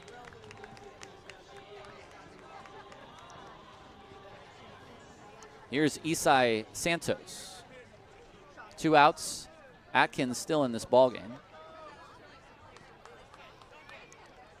First pitch is outside and low for ball 1. Another question on our question on the answer. Ben, who's sitting 2 chairs next to me, says, which press box gets the best food delivered to it? That's a good question. I've been to almost all the press boxes in the league. Next pitch is a strike on the outside. It's 1-1. I think the easy answer would be Rocky Mountain and Colorado Springs because they get part of the team catering. So you really can't beat that. The 1-1 is hit out to right field. A lazy fly ball for Foster. And Atkins is going to have a 1-2-3 5th. We're still tied after 3 on 8, or after, excuse me, we're still tied at 3 after 5 on 860 AM The Answer.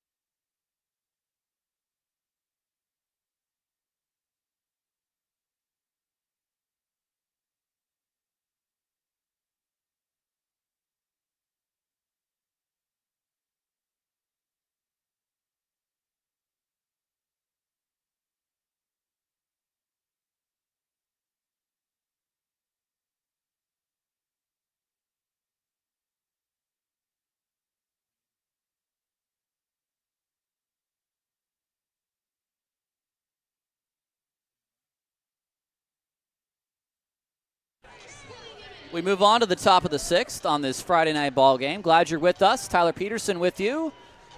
Here live from Raimondi Park. We've got Vince, our engineer, back in our 860 AM The Answer studios. We've got Bryce with us, who might be in Wisconsin, La Crosse, Wisconsin. At least that's where Verch used to be.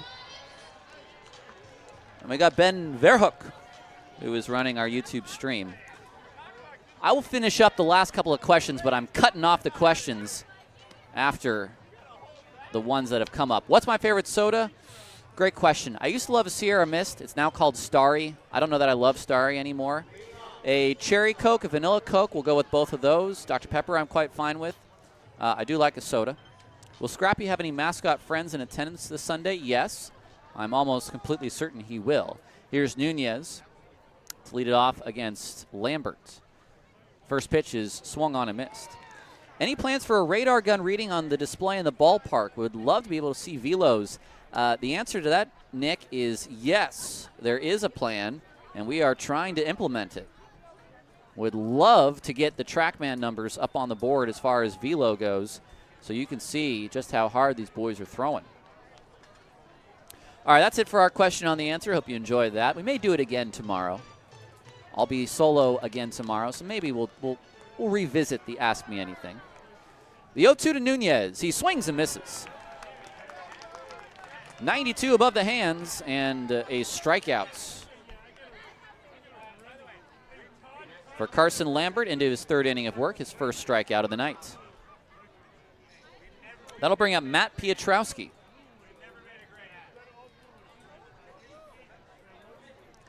Two ground outs. One was a double play. One was back to the pitcher. The first pitch is popped up out of play. A 3-3 game. Ballers with single runs in the 1st, 2nd, and 4th. Junction with 2 in the 3rd, 1 in the 4th. Lambert to the plate. And does that hit Piotrowski or does it hit his bat? Is it a live ball? They're going to say it hits the hand. Lambert's going to throw to first all the same. And now the umpire's going to get together. They played that ball like it was live. It got up right on the hands of Piotrowski. Lozano was awfully sure of it. And now the umpires are going to come together. Piotrowski, I think, is going to show the hand to the first base umpire, Joe Shields. So hit by pitch or out, it's one of the two because the ballers played that ball.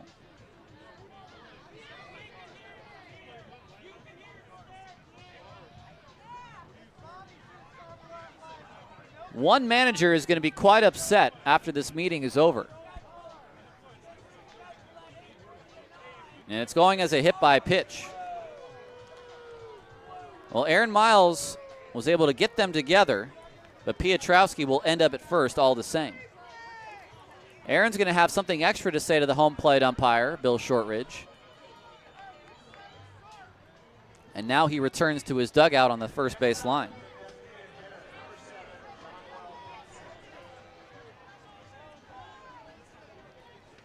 So that'll bring up Jonuel Ponce.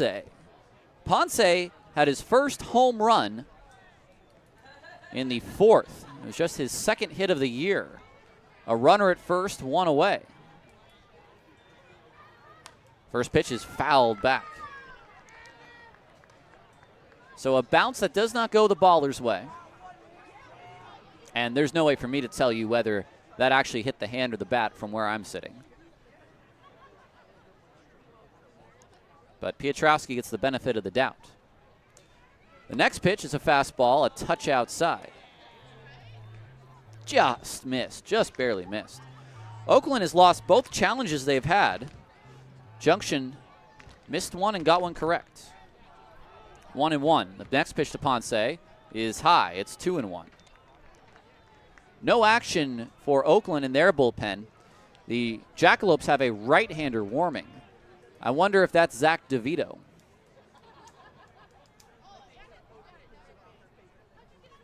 The 2-1 from Lambert is high. 3-1.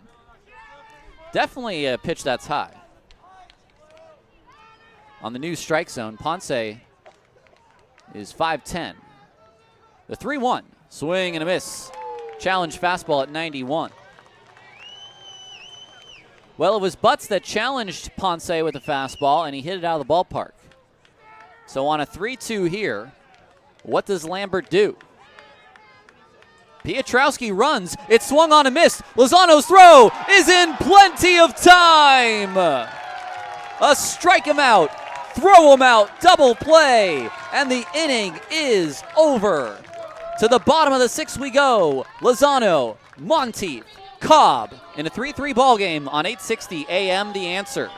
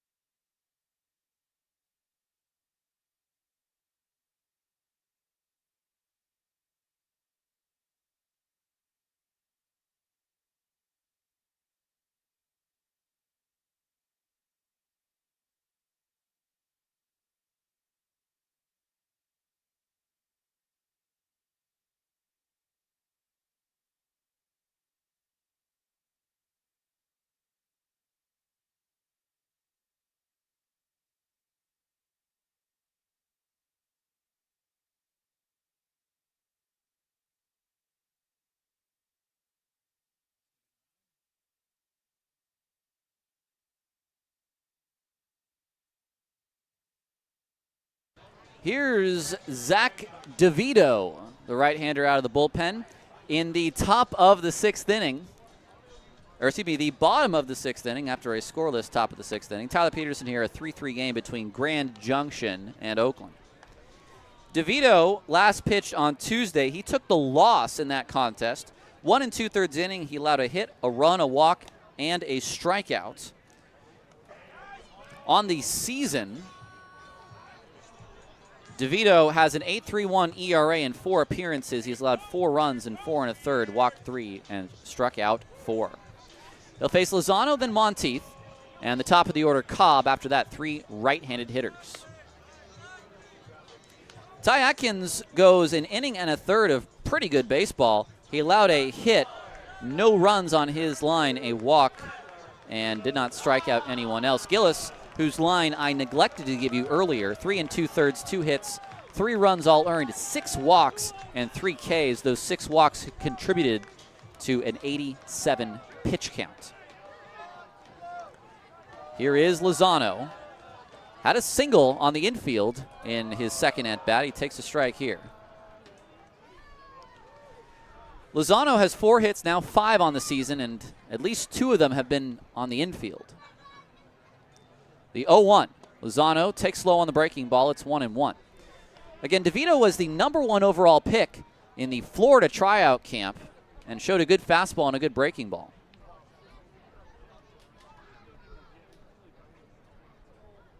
The 1-1, Lozano swings through the breaking ball. It's 1-2.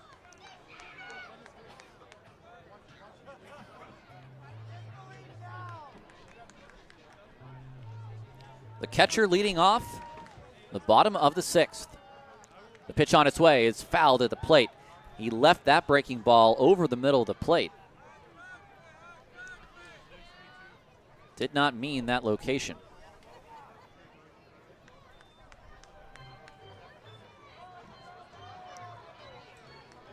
Lozano stands in again.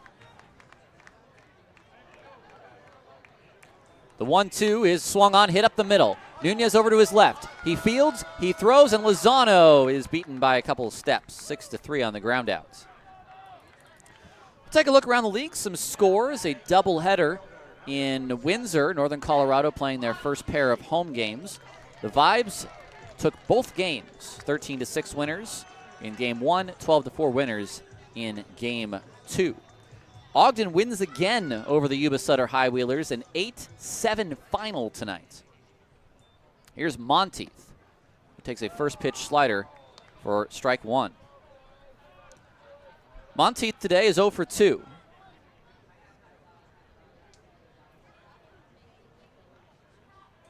comes the 0-1. That's off the plate. Still does not have a hit as a starter this year. 4 pinch hits. I won't say that anymore. I'm still astounded by that. It's a very interesting statistic. The 1-1. Monteith just late that time on a fastball was swinging an off-speed pitch, and it's 1-2. Boise leading Great Falls 19-5 in Montana. Great Falls has not won a game at home yet. The 1-2 pitch is swung on a missed. High outside fastball that Monteith chases. And there's 2 away. Top of the order for Cobb. An 11-11 game in the bottom of the 7th in Idaho Falls.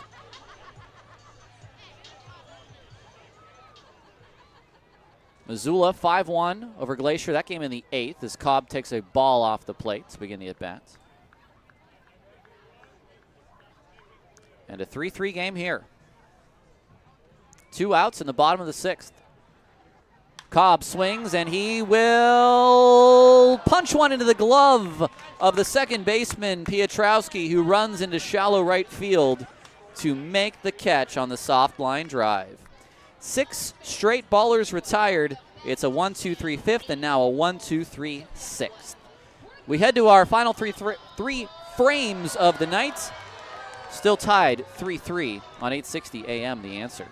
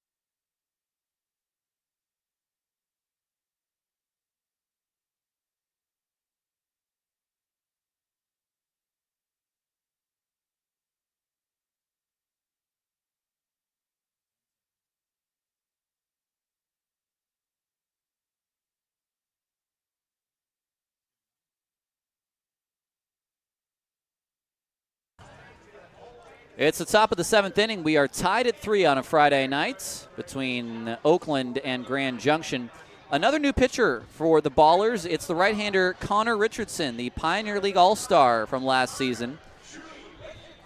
He takes over for Carson Lambert, his roommate. Lambert, 2 1/3 scoreless innings, as we are accustomed to seeing from him. He allowed just a hit, no walks, and 2 strikeouts. Richardson, this will be his 5th appearance already to lead the club.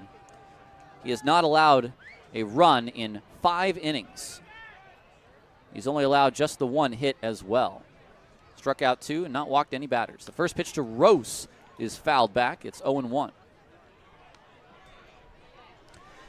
Connor Richardson was a midseason All-Star. Pioneer League does 2 sets every year. Breaking ball, that's in for strike 2. Rose today has been on twice. He's also scored a run. He's doubled and walked in addition to his first inning flyout. Here's the 0-2. Breaking ball just off the plate, and somehow Rose slayed off. That had some good action on it from Richardson.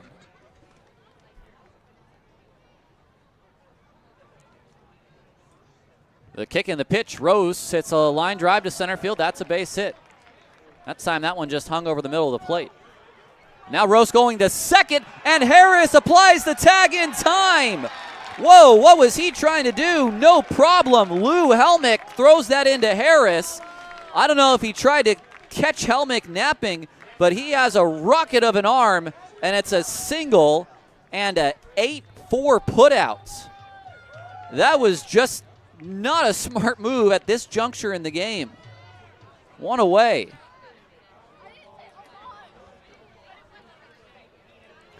Pimentel now.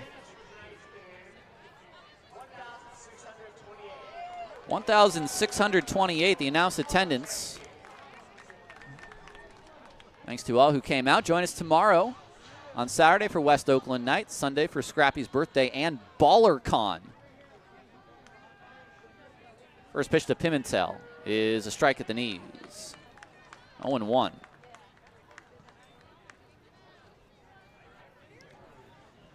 One away after Rose tried to stretch that into a double and was not able to.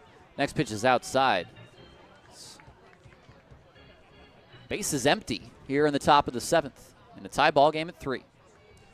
Pimentel 0 for 2 with a walk and a run scored. The next slider is outside as well. It's 2-1.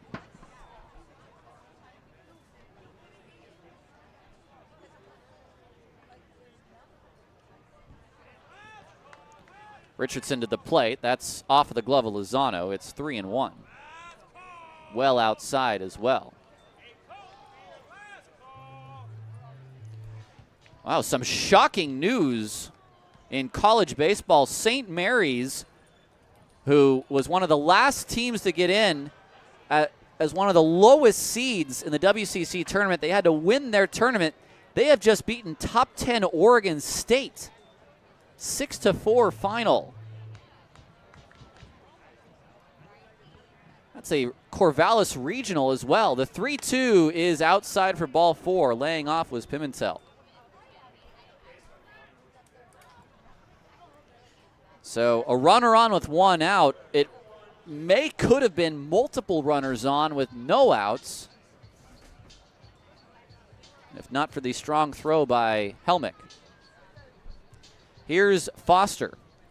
Top of the order has been all over the bases tonight. Rose 3 times, Pimentel twice, Foster twice. First pitch is popped up.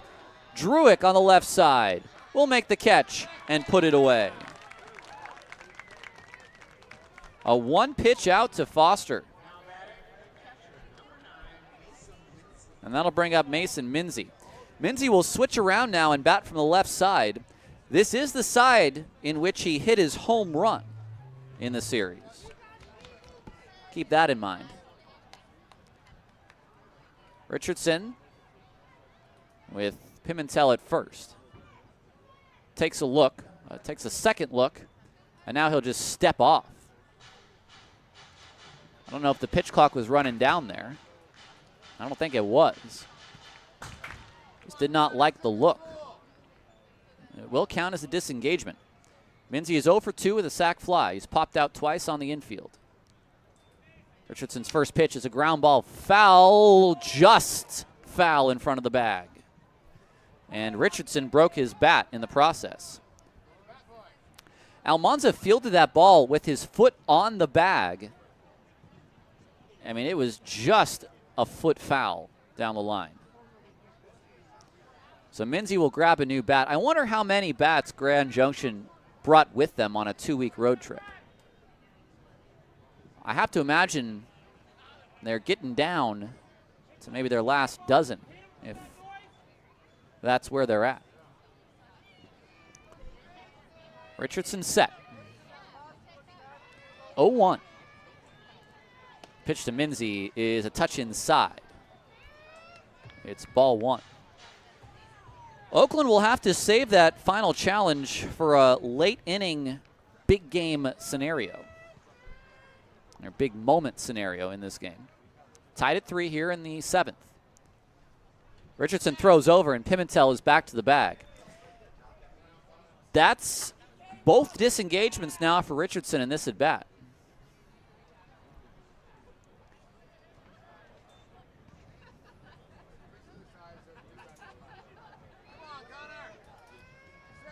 Richardson set. Next pitch is inside, 2-1. It backs Minzy off the plates. Trying to hold on to a lead that, well, a lead they gave up, and then they had to come back and tie it again. Richardson throws, and that's outside. It's 3-1 now to Minzy.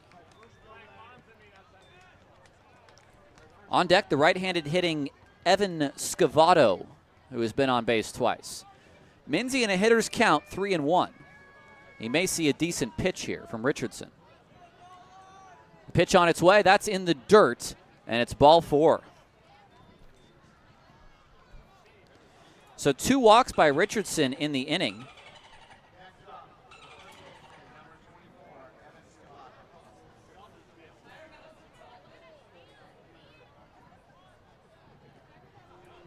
Two men on, 2 men out in the 7th. A 3-3 ball game. Scavato, a strikeout, a walk, and a single to right. This is a big at bat now. Sullivan's first pitch is, a very close pitch on the outside. And that probably should have been strike 1. But the Ballers, who only have the 1 challenge left, are going to let that go for ball 1. The 1-0. Scavato swings, hits us down the line. It's deep, and it will get foul. A very good swing from Scavato there.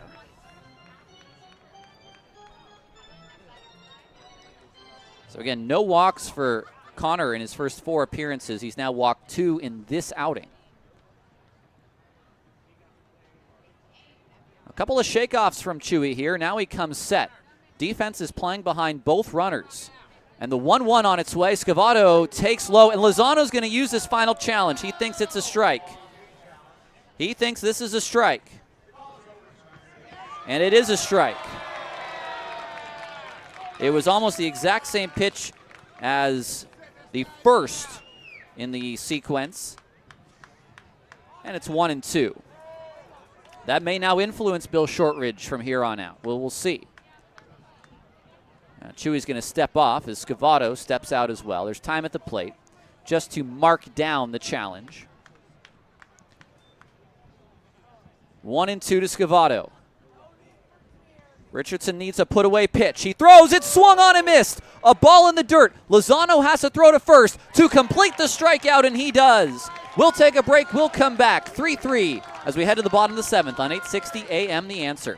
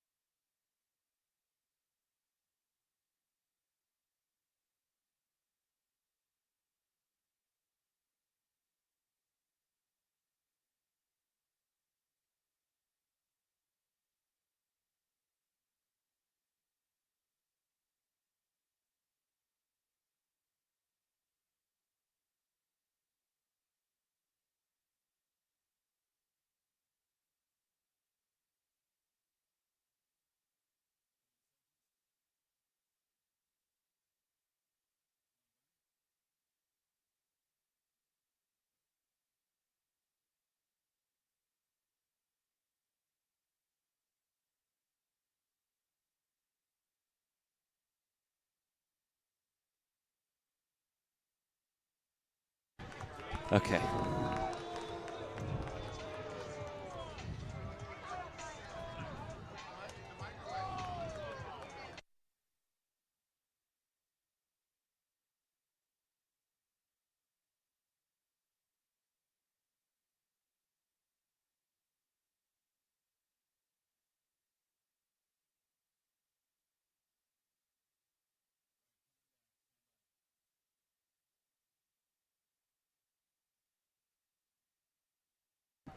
Aiden Alger fires in a ball. It's 1-1.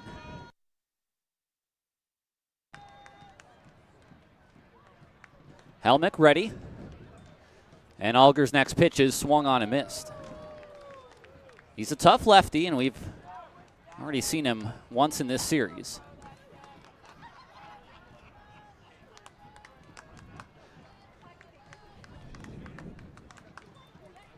Next pitch is a fastball high.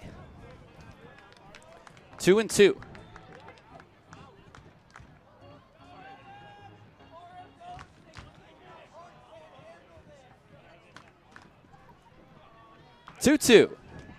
Helmick swings, pops this down the left field line. Does anyone have a play? No, it'll fall on the warning track.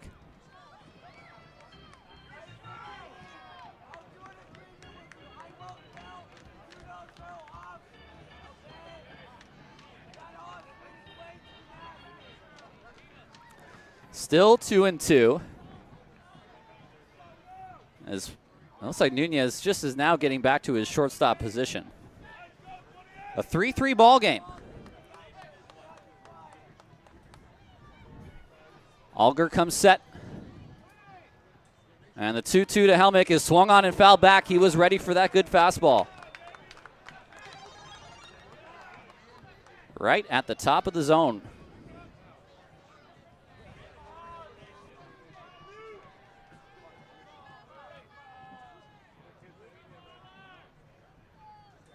The 2-2 breaking ball fouled away.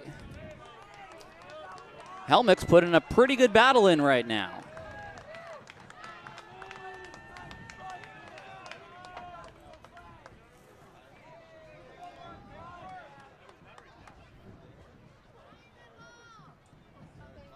The next pitch is down low. This will be the 9th pitch of the at-bat to begin the bottom of the 7th. Baller's just 3 hits for the game. The 3-2 to Lou. He swings. He pops this up. Is this playable? Back comes Minzy, and it is out of play.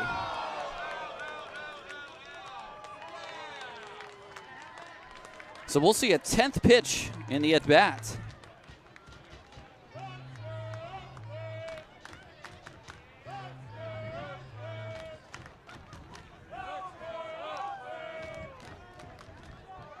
DeVito with a 1-2-3 sixth.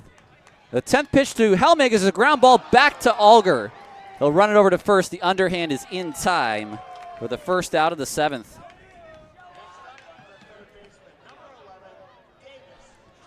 That'll bring up another left-handed hitter in Davis Druick.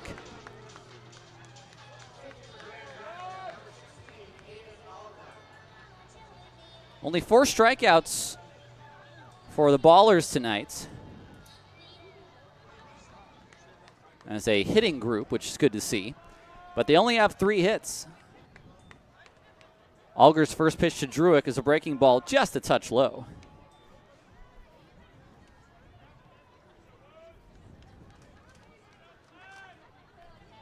It's 1-0. 0 for 2 is Druick with a walk.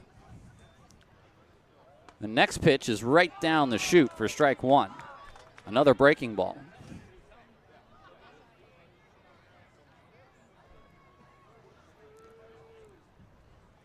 Lights definitely have full effect on Raimondi Park now. It is dark in West Oakland. Here's the next one. It's down and away. Buford, a right-handed hitter, is on deck. And there's someone warming for Oakland in their pen. The 2-1. Druick swings, hits this to left. It's deep, and it is gone! His 5th has given the Ballers the lead in the 7th.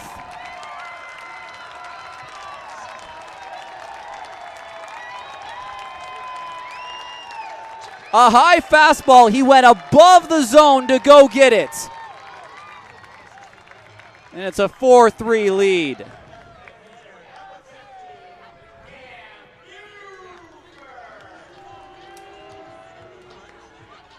What a start that young man is having to his professional career. Now Buford to center field. That is down for a base hit. Back-to-back hits for Oakland.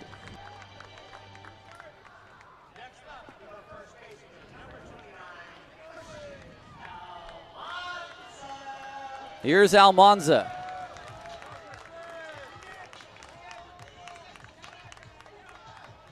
The lefty first baseman, 1 for 2 today with an RBI single in the first. He's also walked. The first pitch is high.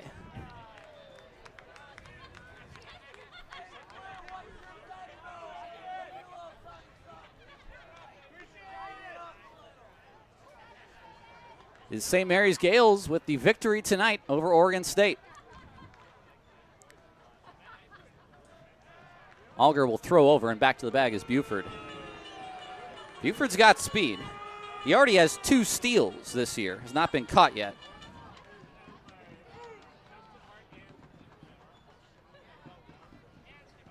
Almanza waits. And the pitch is taken for strike 1.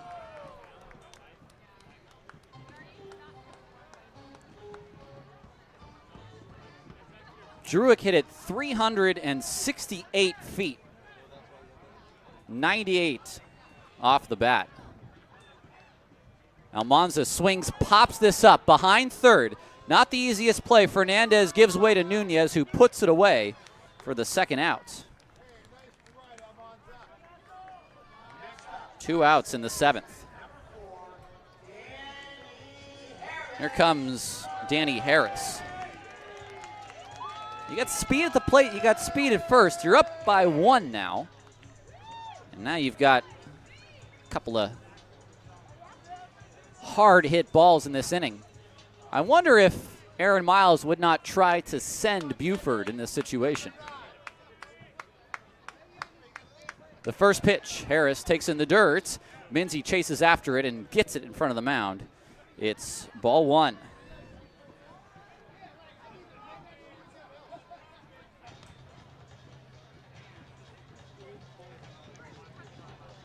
A home run by Davis Druick in the 7th to give Oakland the lead.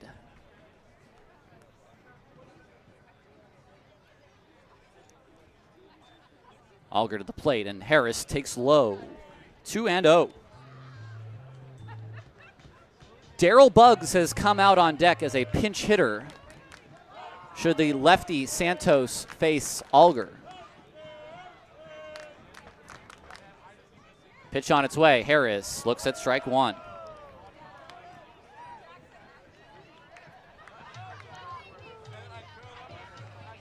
Is there a continue to this rally? Buford at first. It's a 2-1 to Harris. And the pitch is swung on and fouled out of play. Harris a home run last night. Today he's 0 for 2 with a walk.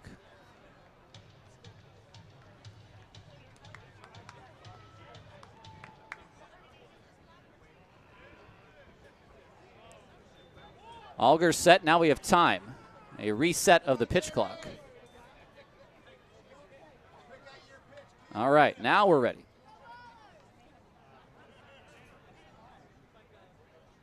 Alger, check it first. Now he comes home, and it's a ground ball toward short. A big hop for Nunez, who drops it momentarily. His throw to first is still in time. That's the end of the inning. Davis Druick has given the Ballers the lead on a solo shot to left. We'll take a break. We'll come back for the top of the 8th on 860 AM The Answer.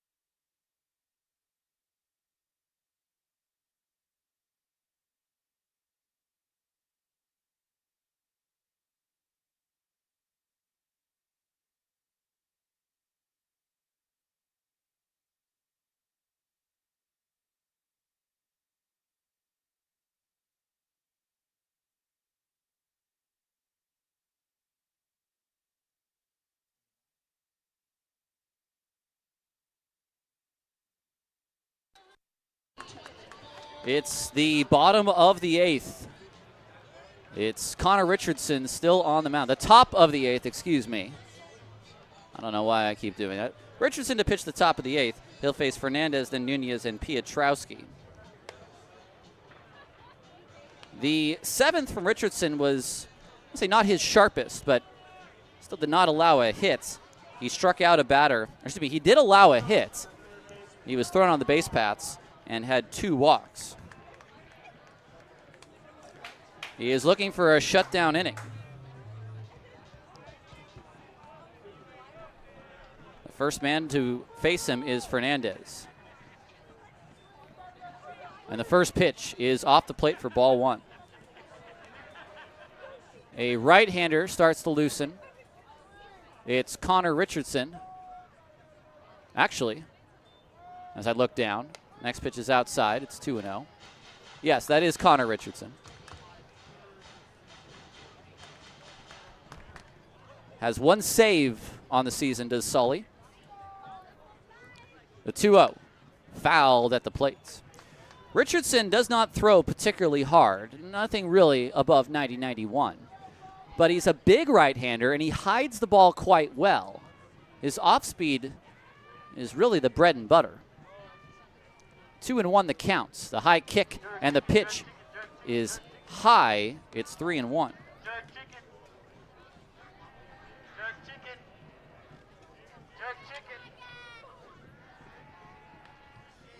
The 3-1 is grounded foul.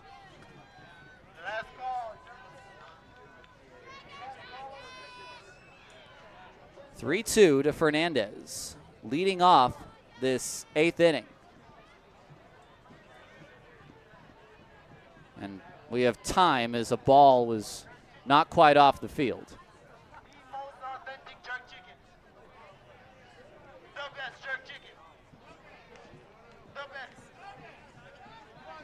The 3-2 count to Fernandez. Here's the pitch on its way. It's swung on and fouled away.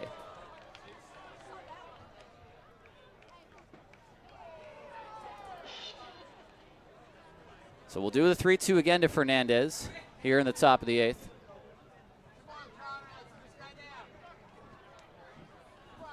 Chewy set. The 3-2 on the pitch is swung on and missed. A late decision to swing on a breaking ball, and it's a strikeout for Connor Richardson.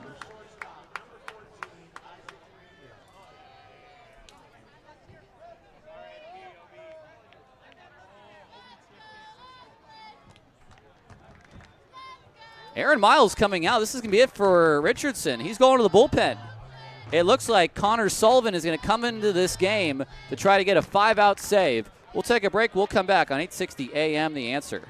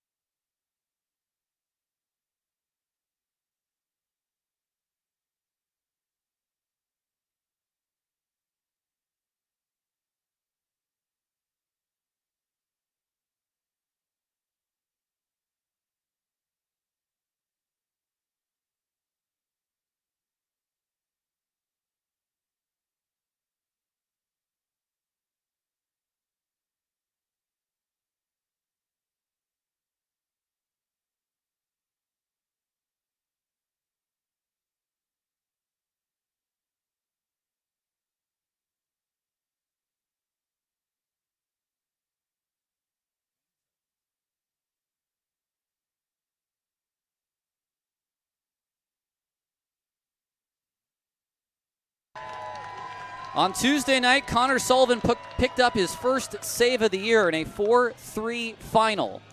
Here on Friday, in a 4-3 ball game, Connor Sullivan steps onto the mound with 5 outs remaining to try to pick up a save in this ball game.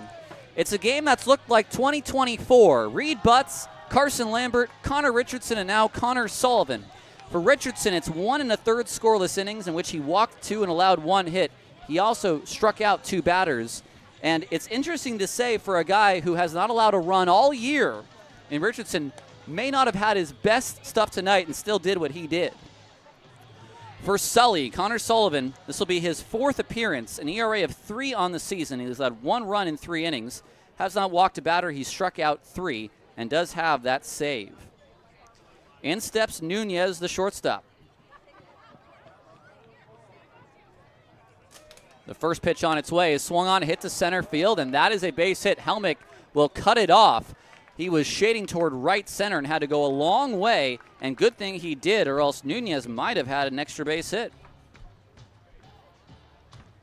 So Nunez not waiting around to see what Sullivan has to offer tonight. He just sends one right back up the middle for a base hit here in the top of the 8th. Now Piotrowski. Piotrowski is 0 for 2 with a hit by pitch. The first pitch is way high as Lozano has to jump up out of his crouch. Piotrowski with a chance to give Grand Junction the lead. Slider high and away, 2-0. Nunez has not yet attempted a steal on the year, so we don't know what he has.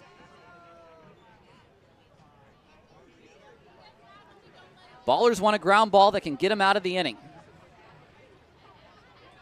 The 2-0 is a ground ball toward Cobb. He'll go to Harris for 1. Harris to first. It's in time, and that's a double play. And the Ballers walk off the mound in the 8th with the lead. We head to the bottom of the 8th, 3-4. The current score, Ballers up by 1. On 860 AM, The Answer.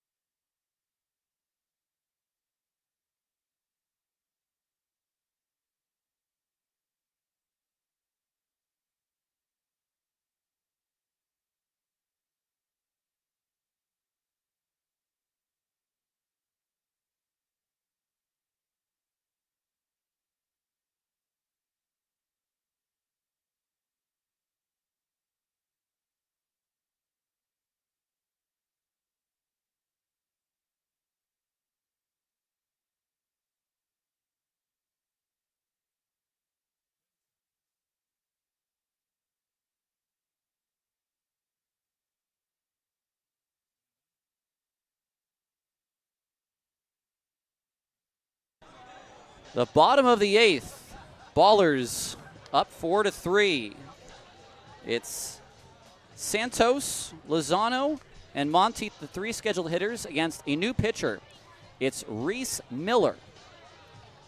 Now, Reese Miller, if you followed along last year, was one of the fiercest pitchers that Northern Colorado had.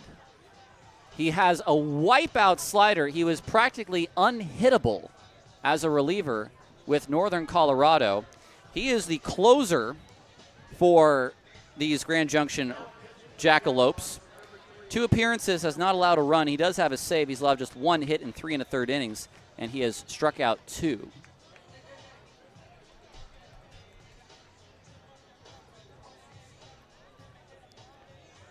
So Miller into the ballgame. And he'll face Santos. 4-3. What a huge double play. And what a strong throw by Danny Harris as well to get Piotrowski. So Sullivan gets the 2 outs he was looking for. And now we'll have to sit on that bench and wait and see how big the lead will be in the 9th. It is a 4-3 ball game. Miller to face Santos. And the first pitch from Reese Miller on its way is a fastball on the inside corner, perfectly placed for a called strike 1. Ballers have a challenge left. They can use it up to 3 times. Junction has 2 challenges left. They can use them up to 4 times. The 0-1. That's through the glove of the catcher and past Minzy.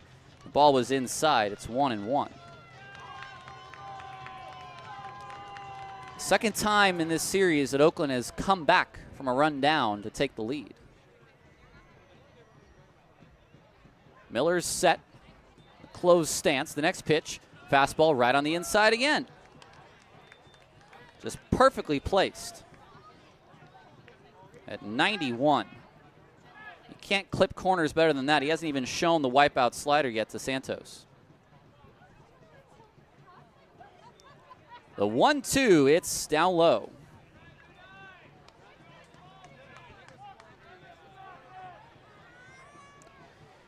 Santos, a walk in the second. He scored a run. He's 0 for 2 today.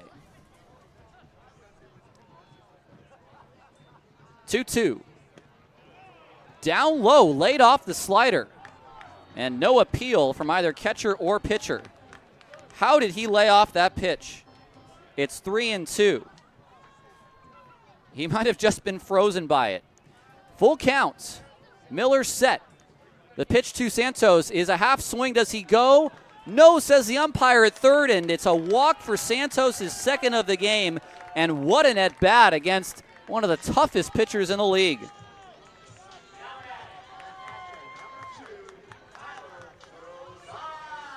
We're going to get a pinch runner as Darryl Buggs will come in and run for Santos.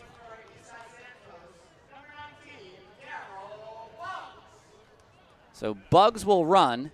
He might be tasked with trying to swipe a base. Buggs has not yet attempted a steal this year. So Lozano at the dish.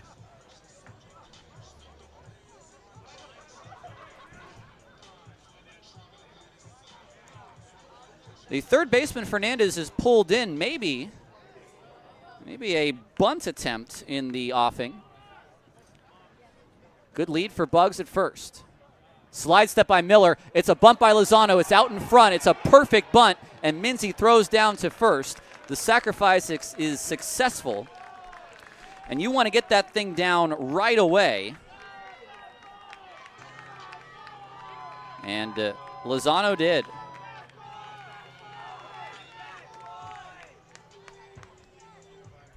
And now we have a pinch hitter. It is Michael O'Hara.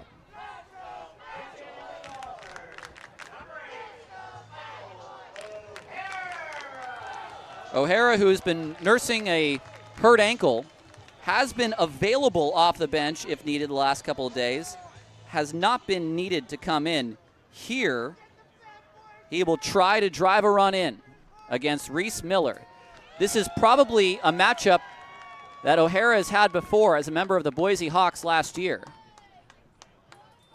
The first pitch, Miller, that breaking ball doesn't quite catch the corner. It's 1-0.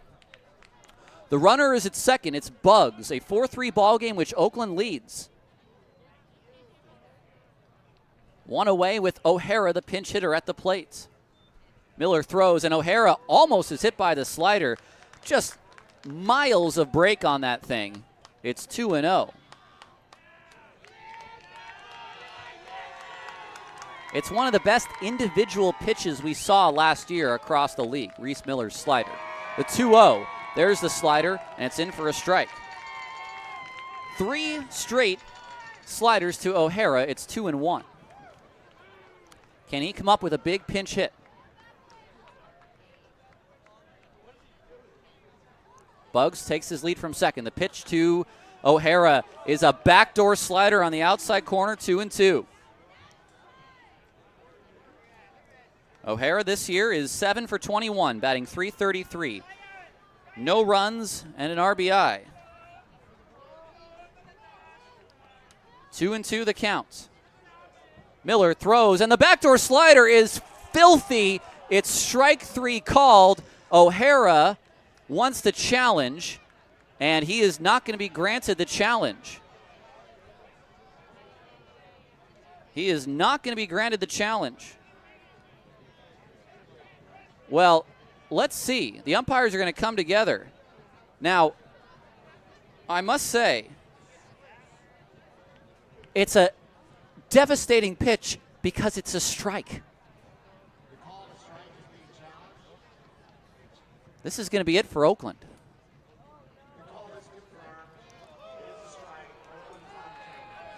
So Oakland loses their last challenge, and O'Hara strikes out looking. It was right at the bottom of the zone.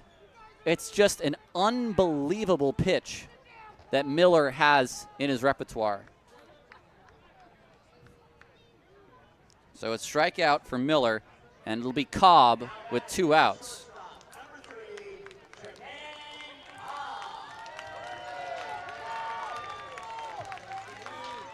So Bugs is at second. He will be sent on a ball through the infield. First pitch to Cobb. There's that slider for strike 1. If you've not seen it before, I don't know how you hit it.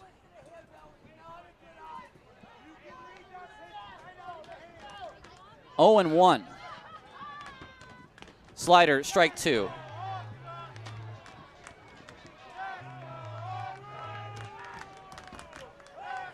He might as well be Tommy Canely and just throw changeups. Just throw the slider for Reese Miller. The 0-2. Cobb better be ready. Here's the pitch. It's way outside, and Cobb almost swung. The appeal, he does not go. That pitch was way off the plate, and it still almost got Tremaine Cobb swinging. Big-time protect mode for the man who's already been on base 3 times tonight but does not have a hit. The 1-2 is taken low. Good eye that time.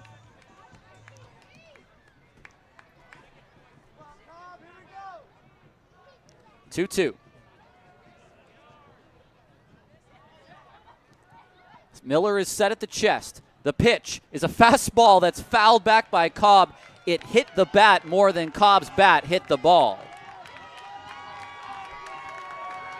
That's just mean.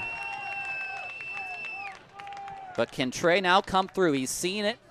He's seen both pitches. The pitch on its way is the slider. It's low.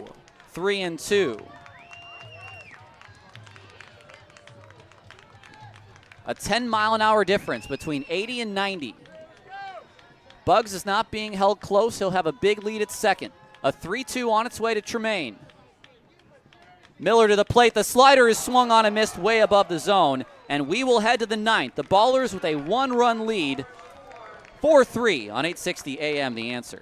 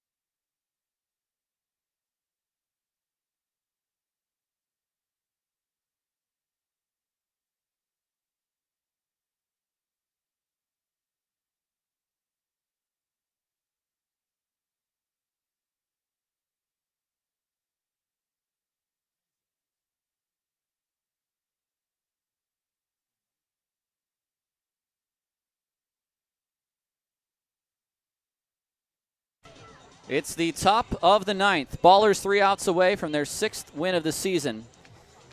It will not necessarily be easy. I will tell you the defensive changes here in the 9th. Pat Monteith re-enters after getting pinch hit for by Michael O'Hara. He is in left. Bugs will stay in for Santos, but Bugs will move to center field, which will push Lou Helmick to right. Johnwell Ponce is the first hitter Sullivan will face, a right-hander. Then the top of the order in Rose and Pimentel, 9, 1, and 2.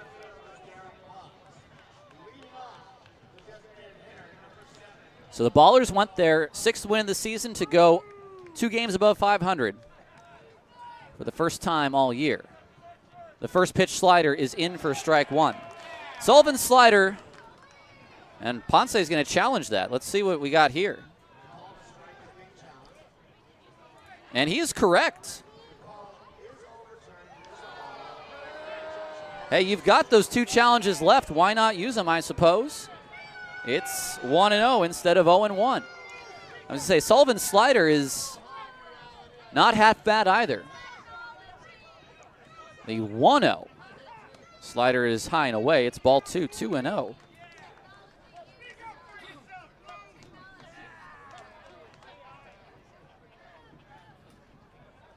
The 2-0 on its way. There's a fastball for strike 1.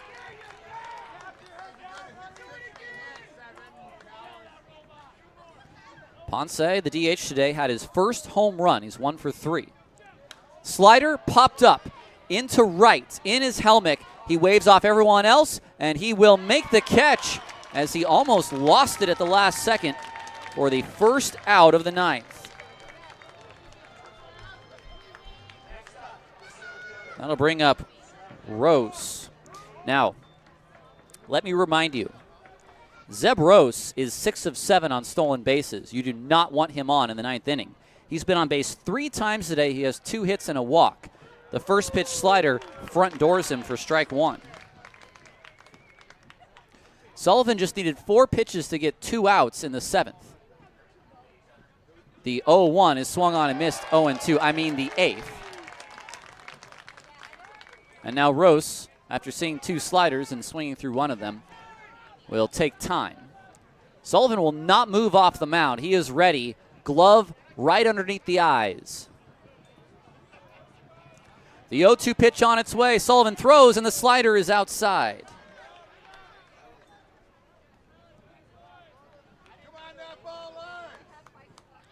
Rose is ready. The 1-2 is swung on and fouled away.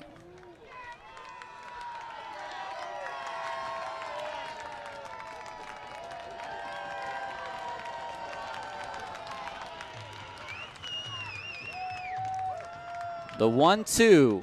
Rose takes low. 2-2 now. 1 away in the 9th. A 4-3 lead for Oakland. Sullivan to the plate. It's a half swing. Does he go? No, says the umpire at first. I didn't think he went either. It's 3-2.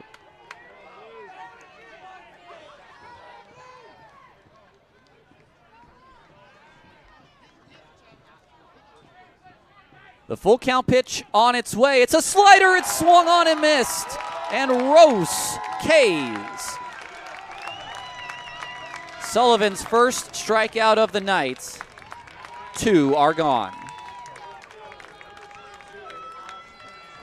Alex Pimentel, the last batter, standing between Oakland and a victory. It's the longest game of the series time-wise. The first pitch is a line drive up the middle. It's a base hit. So at least one more batter. And it's going to be a man that Sullivan faced who almost hit a home run off of him a couple nights ago, Kendall Foster. That was a very interesting at-bat. Foster ended up striking out looking for the second out of Tuesday night's game.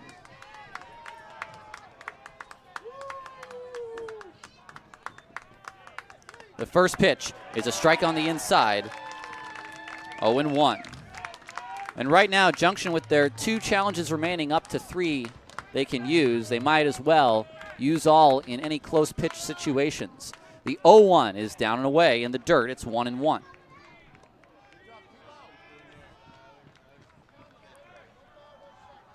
Inching our way toward the 3-hour mark here in Oakland. Sullivan's 1-1 to Foster is off the plate. 2-1. It's not a simple task. 9 hits for Grand Junction. They've out-hit the Ballers by 4. The 2-1 is high. 3-1. From down 0-1, Foster is now up 3-1 in this 1-run ball game. A runner at first and 2 away. Sullivan to the plate, and Foster takes a strike on the inside, and Foster wants to challenge. Foster is going to get the challenge. And he's going to be disappointed. It is a strike. 3-2 the count. Now Foster tapped his helmet. The umpire wasn't looking at him, so he had to tap his helmet again. 3-2. The runner will be on the move from first. 2 outs in the ninth. Ballers up by 1. Here we go. Sullivan kicks, fires, swung on and missed. Changeup, the first of the at-bat, and for the second time this series, Sullivan K's Foster. This game is over.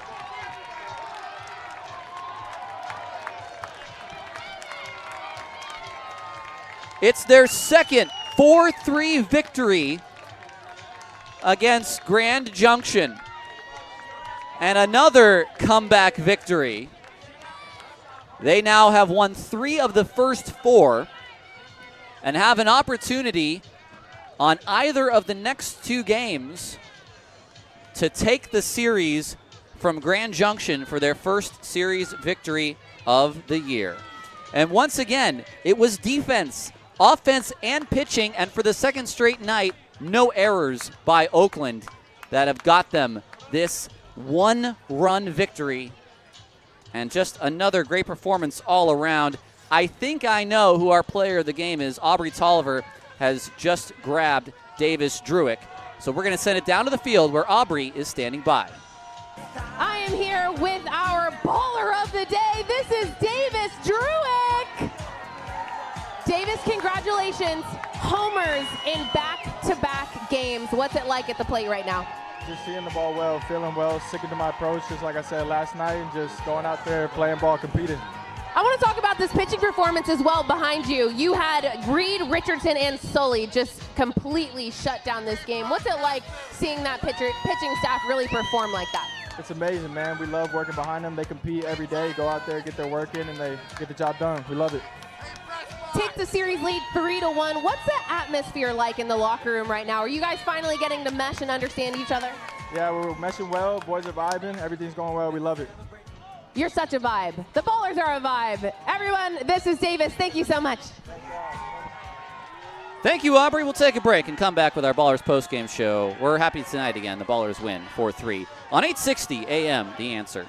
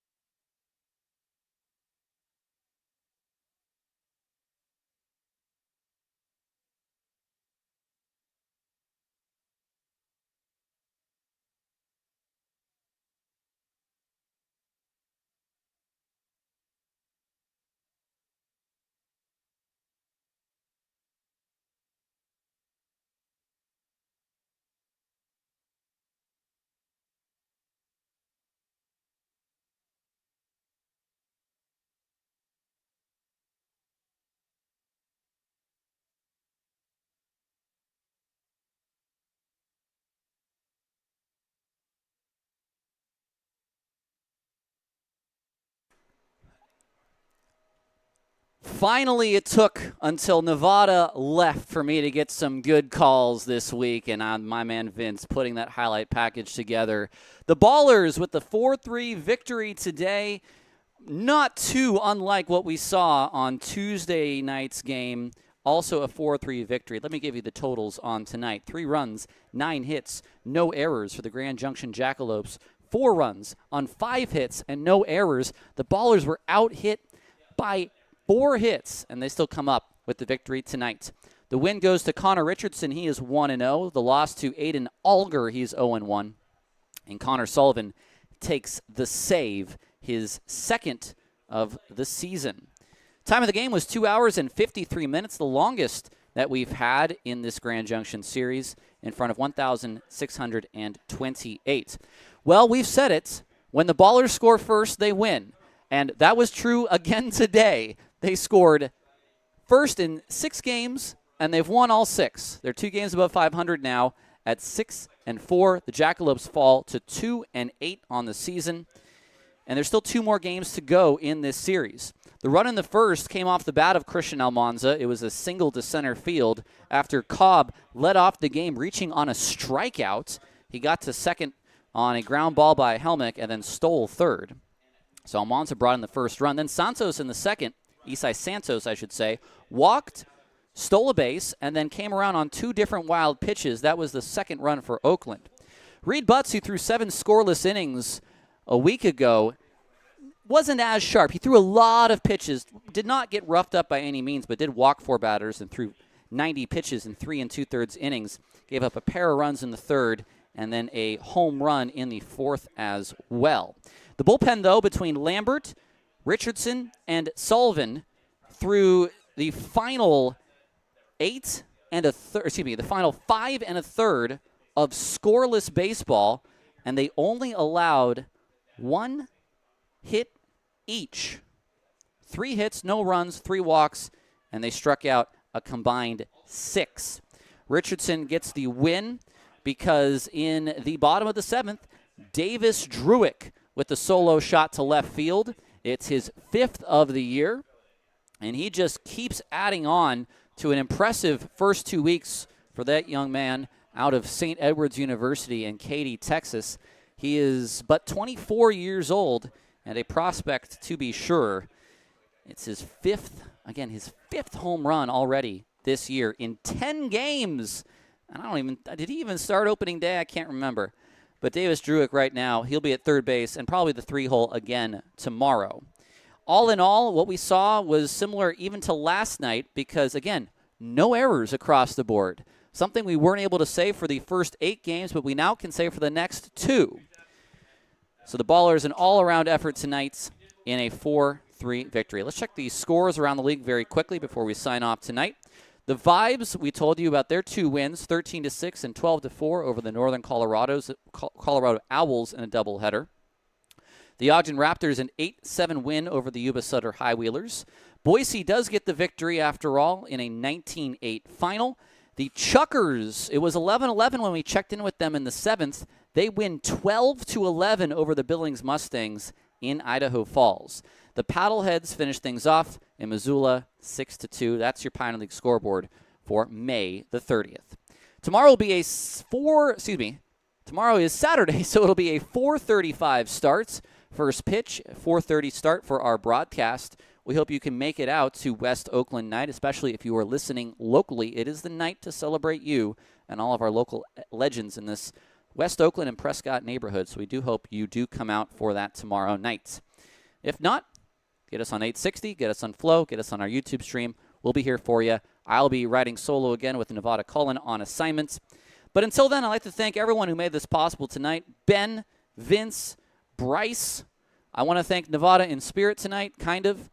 But I want to thank you for tuning in to another edition of Ballers Baseball on 860 AM. The Answer. The final score, one more time tonight. The Ballers with the victory, 4-3. They'll go for the series victory tomorrow. And they also have another chance on Sunday as well. We'll see what happens, but we'll see you tomorrow, 4:30, pack time. Have a good rest of your Friday night.